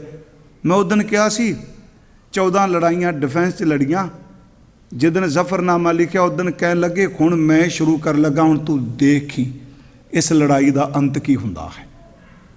ਕੀਤੀ ਸ਼ੁਰੂ, ਬਾਬਾ ਬੰਦਾ ਸਿੰਘ ਬਹਾਦਰ ਆਏ, ਜਿਹੜੇ ਆ ਦਿਨ ਜਾਂਦੇ ਪਏ ਚੱਪੜਚਿੜੀ ਦੇ ਮੈਦਾਨ 'ਚ। ਤੇ ਜਦੋਂ ਦਿੱਲੀ ਗਿਆ ਮੈਂ, ਉੱਥੇ ਜਿੱਥੇ ਸਿੰਘੂ ਬਾਰਡਰ ਉਹਦੇ ਨੇੜੇ ਥੋੜ੍ਹੀ ਖੰਡਾ ਤੇ ਸਹੇਰੀ ਪਿੰਡ ਨੇ, ਸੋਨੀਪਤ ਦੇ। ਬਾਬਾ ਬੰਦਾ ਸਿੰਘ ਬਹਾਦਰ ਦਿੱਲੀ ਤੋਂ ਨਿਕਲ ਕੇ ਉੱਥੇ ਖਲੋਤਾ, ਖੰਡਾ ਸਹੇਰੀ, ਸਾਲਾ ਪੰਜਾਬ ਸੀ, ਉਹ ਸਾਹਮਣੇ ਹੈ। ਤੇ ਮੈਨੂੰ ਕਿਸੇ ਉਸ ਦਿਨ ਪੁੱਛਿਆ ਸੀ, ਪੱਤਰਕਾਰ ਜੀ ਇਹ ਤੁਸੀਂ ਇੱਥੇ ਕੀ ਮਹਿਸੂਸ ਕਰਦੇ ਹੋ? ਤੇ ਮੈਂ ਉਸ ਦਿਨ ਵੀ ਕਿਹਾ ਸੀ ਵੀ ਚੇਤੇ ਰੱਖਿਓ, ਸਪਿਰਿਟ ਸਿੱਖੀ ਦੀ ਲੜਦੀ ਪਈ ਹੈ। ਜਿਹੜੇ ਸਿਆਣੇ ਲੋਕ ਹੋਣਗੇ, ਜਦੋਂ ਇਹਦਾ ਚੀਰ ਫਾੜ ਕਰਨਗੇ ਸਾਰੀ, ਤੇ ਉਹ ਸੇਵਾ, ਉਹ ਭਾਵਨਾ। ਤੇ ਅੱਜ ਵੀ ਅਸੀਂ ਗੱਲ ਕਰ ਰਹੇ ਸੀ ਵੀ ਜੀ ਫਲਾਣੇ ਬੰਦੇ ਕੋਲ, ਫਲਾਣੀ ਕੌਮ ਕੋਲ ਇੰਨਾ ਪੈਸਾ, ਇਹ ਸਿੱਖ ਕਿਵੇਂ ਕਰ ਲੈਂਦੇ ਆ 2%। ਮੈਂ ਕਹਿੰਦਾ ਪੈਸਾ ਤੁਹਾਡੇ ਕੋਲ ਅਰਬਾਂ ਹੋਵੇਗਾ, ਪਰ ਤੁਹਾਡੇ ਕੋਲ ਗੁਰੂ ਨਾਨਕ ਵਾਲੀ ਬਖਸ਼ੀਸ਼ ਨਹੀਂ ਹੈਗੀ, ਜਿਹੜੀ ਦਿਸਦੀ ਨਹੀਂ। ਤੁਹਾਡਾ ਘਰ ਨਾਮ ਹੀ ਹੋਵੇ, ਤੁਸੀਂ ਝੰਡਾ ਲਾ ਕੇ ਬਹਿ ਜਾਓ, ਗੁਰਦੁਆਰਾ ਬਣਾਉਣਾ, ਅਗਲੇ ਸਾਲ ਤੱਕ ਗੁੰਬਦ ਬਣਿਆ ਹੁੰਦਾ। ਮੈਂ ਇਹਨੂੰ ਮੋਸ਼ਨ ਕਰ ਲਈ, ਕੇਵਲ ਉਹ ਬਖਸ਼ਿਸ਼ ਹੈ। ਗੁਰੂ ਗੋਬਿੰਦ ਸਿੰਘ ਜੀ ਦੇ ਜਦੋਂ ਉਹਨਾਂ ਦੀ ਨਦੌਣ ਦੀ ਜੰਗ ਕਿਤੇ ਬਚਿੱਤਰ ਨਾਟਕ 'ਚ ਪੜ੍ਹਿਓ, ਭੰਗਾਣੀ ਦਾ ਜੰਗ ਦਾ ਬੜਾ ਵੇਰਵਾ ਦਿੱਤਾ, ਉਹ ਪੂਰੀ ਸਹੀ ਜਾਣਕਾਰੀ ਹੈ ਬਚਿੱਤਰ ਨਾਟਕ ਵਿੱਚ, ਜਿਹੜੀ ਨਦੌਣ ਦੀ ਜੰਗ ਹੈ। ਇਹ ਜਿੰਨੀਆਂ ਜੰਗਾਂ ਨੇ, ਉਸ ਵਿੱਚ ਗੁਰੂ ਗੋਬਿੰਦ ਸਿੰਘ ਕਹਿੰਦੇ ਆ ਮੈਂ ਗੋਲੀਆਂ ਚਲਾਈਆਂ। ਤੁਸੀਂ ਦੇਖੋ, ਤੀਰ ਅੰਦਾਜ਼ ਹਮੇਸ਼ਾ ਸੱਜੇ ਹੱਥ ਨੂੰ ਤੰਦੀ ਖਿੱਚ ਕੇ ਤੀਰ ਚਲਾਉਂਦਾ ਹੈ। ਗੁਰੂ ਗੋਬਿੰਦ ਸਿੰਘ ਆਪਣੀ ਲਿਖਤ 'ਚ ਲਿਖਦੇ ਆ ਮੈਂ 7 ਤੀਰ ਚਲਾਏ, 4 ਤੀਰ ਮੈਂ ਸੱਜੇ ਹੱਥ ਨਾਲ ਚਲਾਏ ਤੇ 3 ਮੈਂ ਖੱਬੇ ਹੱਥ ਨਾਲ ਚਲਾਏ। ਦੋਨਾਂ ਨੇ ਮਾਰ ਇੱਕੋ ਜਿਹੀ ਨਹੀਂ ਕੀਤੀ। ਜਿੰਨਾ ਸੱਜਾ ਹੱਥ ਚੱਲਦਾ ਸੀ ਗੁਰੂ ਗੋਬਿੰਦ ਸਿੰਘ ਨਾਲ ਖੱਬਾ ਚੱਲਦਾ ਸੀ। ਮੈਂ ਫਿਰ ਬੇਨਤੀ ਕਰਾਂ, ਉਹ ਸ਼ਬਦ ਕੀ ਕਹਿ ਰਿਹਾ? ਉਹ ਭਾਈ ਨੰਦ ਲਾਲ ਦੂਜਾ, ਅਜੂ ਸਮਝ ਕਛ ਬਿਗੜਿਓ ਨਾਹਿਨ, ਕਹਿੰਦਾ ਇੱਕ ਦਿਹਾੜੇ ਸਤਿਗੁਰ ਪਾਸੋਂ ਅਸੀਂ ਪ੍ਰੇਮ ਸੁਰਾਹੀ ਪੀਤੀ। ਉਹ ਭਾਏ ਸਾਡੀ ਲਖੀ ਫਕੀਰੀ ਸੋ ਮਸਤਕ ਧਰ ਲੀਤੀ। ਸਾਡੇ ਭਾਗਾਂ 'ਚ ਬੰਦਗੀ ਲਿਖੀ ਸੀ, ਮਸਤੇ ਰੱਖ ਲਈ। ਸਾਰੀ ਉਮਰ ਗੁਨਾਹੀ ਬੀਤੀ, ਖਰ ਕੀ ਭਗਤ ਨਾ ਕੀਤੀ। ਤੇ ਜਦੋਂ ਗੁਰੂ ਤੋਂ ਪ੍ਰੇਮ ਦੀ ਸੁਰਾਹੀ ਪੀਤੀ, ਮੈਂ ਕਿਹਾ ਜੀ ਮੈਂ ਇੰਨੇ ਬੱਜਰ ਪਾਪ ਕੀਤੇ, ਇੰਨੀਆਂ ਗਲਤੀਆਂ ਕੀਤੀਆਂ, ਇੰਨੇ ਗੁਨਾਹ ਕੀਤੇ। ਕਹਿੰਦਾ ਮੈਨੂੰ ਇਹ ਨਹੀਂ ਉਹਨੇ ਕਿਹਾ ਤੈਨੂੰ ਜੰਮ ਲੁੱਟਣਗੇ। ਗੁਰੂ ਇੱਕੋ ਗੱਲ ਕਹਿੰਦਾ, ਆਗੇ ਸੁਧਰ ਚਲੋ ਨੰਦ ਲਾਲਾ, ਪਾਛੇ ਜੋ ਬੀਤੀ ਸੋ ਬੀਤੀ। ਗੁਰੂ ਤੇਗ ਬਹਾਦਰ ਕਹਿੰਦਾ ਅਜੂ ਸਮਝ, ਛੱਡ ਦੇ ਕੱਲ ਜਿਹੜੀ ਤੈਨੂੰ ਗੱਲ ਕਹੀ ਸੀ ਉਹਨੂੰ ਛੱਡ, ਮੈਂ ਤੈਨੂੰ ਹੋਰ ਦਿਨ ਦੇਣਾ। ਅੱਜ ਸਮਝ ਜਾ, ਅੱਜ ਸਮਝ। ਸਵੇਰੇ ਜਪਜੀ ਸਾਹਿਬ ਪੜ੍ਹਨਾ ਸ਼ੁਰੂ ਕਰ ਦੇ, ਸ਼ਾਮ ਨੂੰ ਸੋਹਿਲਾ ਸਾਹਿਬ ਪੜ੍ਹ ਕੇ ਸਮਝ। ਅੱਜ ਹੀ ਸਮਝ। ਸੱਚੀ ਤੁਸੀਂ ਗੁਰਮੁਖੋ ਮੈਂ ਹੋਕਾ ਦੇਣਾ, ਇੱਕ ਵਾਰੀ ਮਹੀਨਾ ਪ੍ਰੈਕਟੀਕਲ ਜੀ ਕੇ ਦੇਖੀਏ। ਪਰ ਕਿਸੇ ਤੋਂ ਪਰਿਭਾਸ਼ਾ ਨਾ ਲਈਏ ਲੋਕ ਮੇਰੇ ਜੀਵਨ ਬਾਰੇ ਕੀ ਵਿਊ ਦੇਣਗੇ, ਕਿਉਂਕਿ ਅੱਜ ਬੰਦਾ ਲੋਕਾਂ ਦੇ ਵਿਊ ਤੇ ਜਿਉਂਦਾ ਹੈ। ਇਸ ਤਰ੍ਹਾਂ ਹੀ ਹੈ ਨਾ ਜੀ, ਲੋਕ ਮੇਰੇ ਬਾਰੇ ਕੀ ਸੋਚਦੇ ਆ। ਨਹੀਂ, ਇਹ ਸੋਚਣਾ ਸ਼ੁਰੂ ਕਰੀਏ ਵੀ ਜਿਹੜੇ ਮੈਂ ਕਰਮ ਕਰਨਾ, ਗੁਰੂ ਮੇਰੇ ਬਾਰੇ ਕੀ ਸੋਚੇਗਾ। ਹਜ਼ੂਰ ਸੱਚੇ ਪਾਤਸ਼ਾਹ ਕਹਿੰਦੇ ਆ ਅਜੂ ਸਮਝ, ਹੁਣ ਸਮਝ, ਅਜੂ ਸਮਝ ਕਛ ਬਿਗੜਿਓ ਨਾ। ਰਾਤ ਨੂੰ ਸੌਣ ਲੱਗਿਆਂ ਕਹਿੰਦੇ ਆ ਔਦ ਘਟੈ ਅਜੂ ਸਮਝ, ਦਿਨ ਸਰੈਣਾ ਰੇ ਮਨ ਗੁਰਮਿਲ ਕਾਜ ਸਵਾਰੇ। ਅਜੂ ਸਮਝ ਕਛ ਬਿਗੜਿਓ ਨਾਹਿਨ, ਭਜ ਲੈ ਨਾਮ ਮੁਰਾਰ। ਤੇ ਮਹਾਰਾਜ ਕਹਿੰਦੇ ਮੈਂ ਕੱਲਾ ਨਹੀਂ ਕਹਿੰਦਾ, ਕਹੋ ਨਾਨਕ ਨਿਜ ਮਤ ਸਾਧਨ ਕੋ। ਇੱਥੇ ਨਿਜ ਦਾ ਅਰਥ ਹੈ ਆਪਣਾ ਤਜਰਬਾ, ਮਤ ਦਾ ਅਰਥ ਖਿਆਲ, ਉਹਨਾਂ ਦੇ ਵਿਚਾਰ। ਇੱਥੇ ਜਿਹੜਾ ਸ਼ਬਦ ਸਾਧਨ ਆਇਆ, ਨੰਨੇ ਨਾਲੇ ਬਹੁਵਚਨ ਹੋ ਗਿਆ। ਇਹਦਾ ਅਰਥ ਹੋ ਗਿਆ ਸਾਧ, ਗੁਰਮੁਖ, ਮਹਾਂਪੁਰਖ। ਕਹਿੰਦੇ ਨੇ ਮੈਂ ਸਿਰਫ ਇਹ ਨਹੀਂ ਕਹਿ ਰਿਹਾ ਕਿ ਮੈਂ ਤੈਨੂੰ ਕਹਿ ਰਿਹਾ, ਮੈਂ ਤੂੰ ਨਾ ਸਾਰਿਆਂ ਨੂੰ ਪੁੱਛੀ, ਮੈਂ ਸਾਰਿਆਂ ਸਾਧੂਆਂ ਦਾ ਤੱਤ ਤੈਨੂੰ ਕਹਿ ਰਿਹਾ। ਕੋਈ ਵੀ ਬੰਦਗੀ ਵਾਲਾ ਤੈਨੂੰ ਢੈਂਦੀ ਕਲਾ 'ਚ ਨਹੀਂ ਜਾਏਗਾ, ਉਹ ਸਾਰੇ ਕਹਿਣਗੇ ਚਲੋ ਜੋ ਪਿੱਛੇ ਹੋਇਆ ਹੁਣ ਸੁਧਰ ਜਾ, ਹੁਣ ਚੱਲ ਪੋ। ਕਹੋ ਨਾਨਕ ਨਿਜ ਮਤ ਸਾਧਨ ਕੋ ਭਾਖਿਓ ਤੋਏ ਪੁਕਾਰ। ਭਾਖਿਓ ਦਰਤ ਮੈਂ ਬੋਲਿਆ ਹੈ, ਉਹ ਜੋ ਕਹਿ ਰਹੇ ਨੇ ਮੈਂ ਪੁਕਾਰ ਕੇ ਕਹਿ ਰਿਹਾ, ਤੈਨੂੰ ਜ਼ਿੰਦਗੀ 'ਚ ਕਮਾਲ ਹੈ। ਸਤਿਗੁਰੂ ਗੁਰੂ ਤੇਗ ਬਹਾਦਰ ਸੱਚਾ ਪਾਤਸ਼ਾਹ ਉਹ ਸਾਨੂੰ ਅੱਜ ਦੇ ਸ਼ਬਦ ਛਿਨ ਭੰਗਰਤਾ ਸਿਖਾਉਂਦੇ ਆ ਵੀ ਤੁਸੀਂ ਬੰਦਿਓ ਥੋੜ੍ਹੇ ਸਮੇਂ ਲਈ ਆ। ਅਸੀਂ ਵੀ ਉਂਝ ਤਾਂ ਥੋੜ੍ਹਾ ਸਮਾਂ ਵੀ ਲਫ਼ਜ਼ ਨਹੀਂ ਵਰਤਣਾ ਚਾਹੀਦਾ। ਨਾ ਪਾਏਦਾਰ ਜ਼ਿੰਦਗਾਨੀ ਇਹ ਦੁਨੀਆ ਇਸ ਕਦਰ, ਹਰ ਸਾਂਸ ਪਰ ਗੁਮਾਂ ਹੈ ਕਿ ਕਹੀਂ ਆਖਰੀ ਨਾ ਹੋ। ਕਹਿੰਦੇ ਜਦੋਂ ਸਾਹ ਬਾਹਰ ਨਿਕਲਦਾ ਸ਼ੱਕ ਜਿਹਾ ਪੈ ਜਾਂਦਾ ਵਾਪਸ ਆਵੇਗਾ ਕਿ ਨਹੀਂ। ਹਰ ਸਾਹ 'ਤੇ ਭਰੋਸਾ ਨਹੀਂ। ਇਸ ਕਰਕੇ ਯਤਨ ਕਰੀਏ ਜੀ, ਅੰਮ੍ਰਿਤਧਾਰੀ ਹੋਈਏ, ਨਿਤਨੇਮੀ ਹੋਈਏ, ਅਤੇ ਜਿੰਨੀ ਵੱਧ ਤੋਂ ਵੱਧ ਨੇਮ ਨਿਭਾ ਸਕਨੇ ਆ ਵੱਧ ਤੋਂ ਵੱਧ ਨੇਮ ਨਿਭਾਈਏ।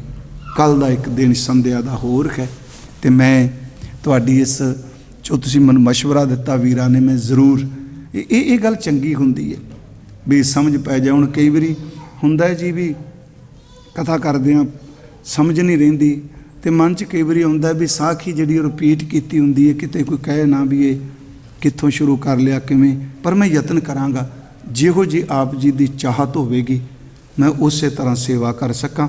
ਜਿਨ੍ਹਾਂ ਨੇ ਹਾਜ਼ਰੀ ਭਰੀ ਤੁਹਾਡਾ ਬਹੁਤ ਬਹੁਤ ਧੰਨਵਾਦ। ਆਓ ਜਿਵੇਂ ਕੱਲ੍ਹ ਆਪਾਂ ਨਾਮ ਜਪਿਆ ਸੀ, ਇਹ 3 ਹਿੱਸਿਆਂ 'ਚ ਜਪਣਾ ਅੱਜ, ਅਤੇ ਪਿੰਡਾਂ ਵਾਲਾ ਜਪਣਾ ਅੱਜ ਛੇਤੀ। ਮੇਰੀ ਬੇਨਤੀ ਉਹ ਤਾਂ ਮੈਂ ਕਿਹਾ ਜੀ, ਉਹ ਅੱਜ ਭਾਈ ਸਾਹਿਬ ਨੂੰ ਗੱਲ ਕਰ ਰਹੇ ਸਾਂ, ਉਹ ਸਤਨਾਮ ਕਹਿੰਦੇ ਨਾ, ਕਈ ਵਾਰੀ ਕਹਿੰਦੇ ਵਾਹਿਗੁਰੂ ਸ਼ਬਦੋ ਗੁਰਮੁਖੋ, ਗੁਰੂ ਨਾਨਕ ਸਾਹਿਬ ਸਤਨਾਮ ਵੀ ਬੁਲਾਇਆ ਹੈ। ਨਮਸਕਾਰ ਗੁਰਦੇਵ ਕੋ ਸਤਨਾਮ ਜਿਸ ਮੰਤਰ ਸੁਣਾਇਆ। ਭਾਈ ਸਾਹਿਬ ਨੇ ਵੀ ਇੱਕ ਲਿਖਿਆ ਹੈ, ਇਹ ਸਤਨਾਮ ਸਤਰੂਪ ਕਰ ਸਤਿਗੁਰ ਨਾਨਕ ਦਿਓ ਜਪਾਇਆ। ਧਰਮਸ਼ਾਲ ਕਰਤਾਰਪੁਰ ਸਾਧ ਸੰਗਤ ਸੱਚਖੰਡ ਵਸਾਇਆ। ਵਾਹਿਗੁਰੂ ਗੁਰ ਸ਼ਬਦ ਸੁਣਾਇਆ। ਪਹਿਲਾਂ ਮੈਂ ਬੋਲਾਂਗਾ, ਫਿਰ ਸਿੰਘੋ ਤੁਸੀਂ ਬੋਲਣਾ, ਭਾਵੇਂ ਉੱਠ ਕੇ ਚਲੇ ਵੀ ਜਾਣ ਕਿ ਸੱਜਣ, ਆਵਾਜ਼ ਪੂਰੀ। ਤੀਜੇ ਹਿੱਸੇ ਵਿੱਚ ਬੀਬੀਆਂ, ਇਹਦੇ ਨਾਲ ਫਿਰ ਸਾਨੂੰ ਇੱਕ ਦੂਜੇ ਨੂੰ ਆਵਾਜ਼ ਸੁਣਾਈ ਦੇਵੇਗੀ। ਕਰੋ ਕਿਰਪਾ ਔਰ ਉਚਾਰਨ ਕਰੋ ਜੀ। ਸਤਨਾਮ ਵਾਹਿਗੁਰੂ ਸਤਨਾਮ ਵਾਹਿਗੁਰੂ। ਸਿੰਘ ਬੋਲੋ ਸਾਰੇ।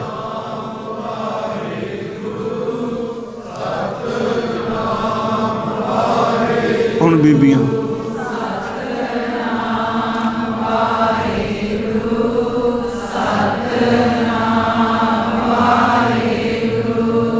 ਸਤਨਾਮ ਵਾਹਿਗੁਰੂ, ਸਤਨਾਮ ਵਾਹਿਗੁਰੂ।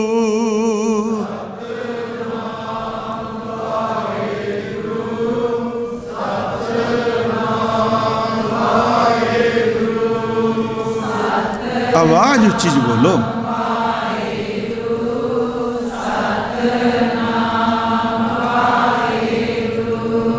ਸਤਨਾਮ ਵਾਹਿਗੁਰੂ, ਸਤਨਾਮ ਵਾਹਿਗੁਰੂ।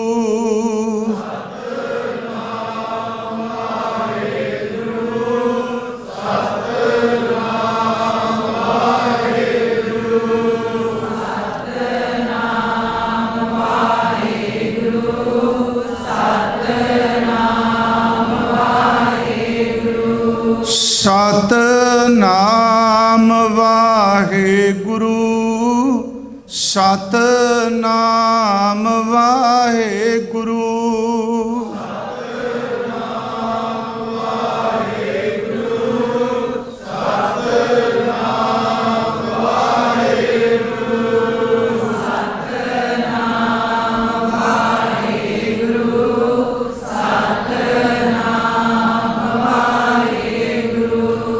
ਸਤਨਾਮ ਵਾਹਿਗੁਰੂ, ਸਤਨਾਮ ਵਾਹਿਗੁਰੂ।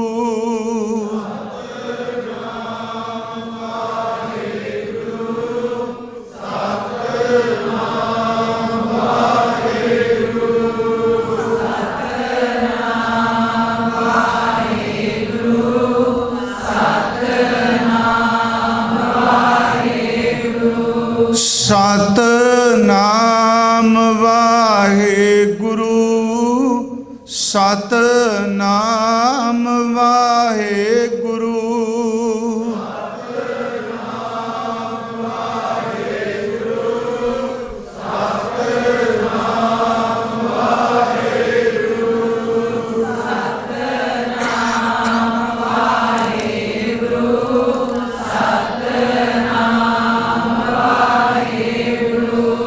ਸਤਨਾਮ ਵਾਹਿਗੁਰੂ, ਸਤਨਾਮ ਵਾਹਿਗੁਰੂ।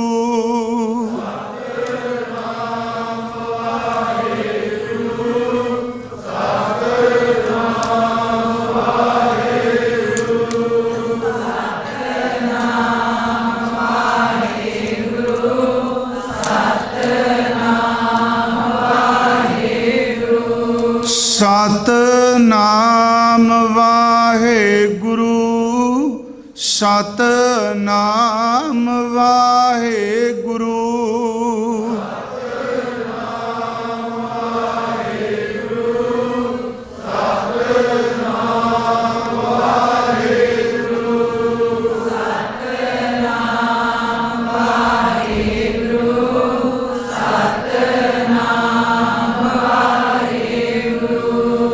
ਸਤਨਾਮ ਵਾਹਿਗੁਰੂ, ਸਤਨਾਮ ਵਾਹਿਗੁਰੂ।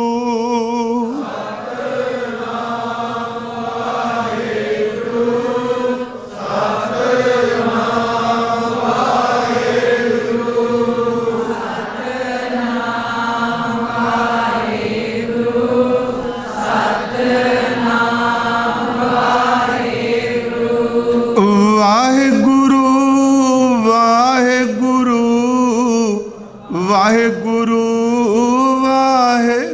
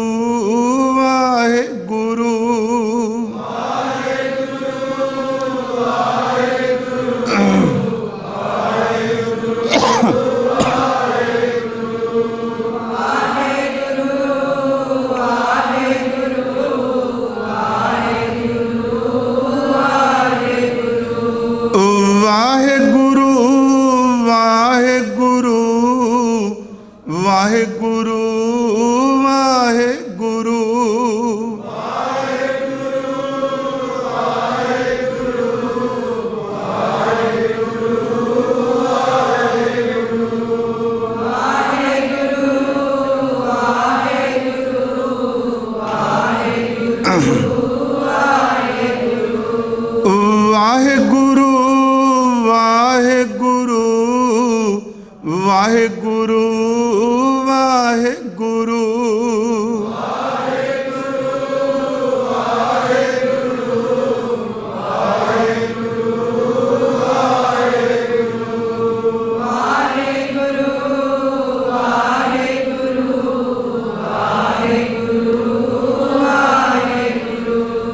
ਵਾਹਿਗੁਰੂ ਵਾਹਿਗੁਰੂ ਵਾਹਿਗੁਰੂ ਵਾਹਿਗੁਰੂ ਵਾਹਿਗੁਰੂ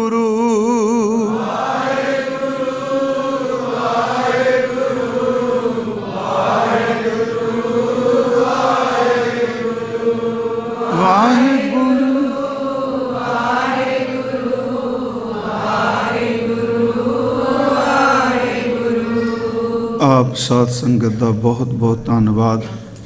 ਮੇਰੇ ਤੋਂ ਬੋਲਦਿਆਂ ਵਿਚਾਰ ਕਰਦਿਆਂ ਬੇਅੰਤ ਭੁੱਲਾਂ ਹੋਈਆਂ ਨੇ, ਸਤਿਗੁਰੂ ਸਾਧ ਸੰਗਤ ਜੀ ਬਖਸ਼ ਦੇਣਾ। ਵਾਹਿਗੁਰੂ ਜੀ ਕਾ ਖਾਲਸਾ, ਵਾਹਿਗੁਰੂ ਜੀ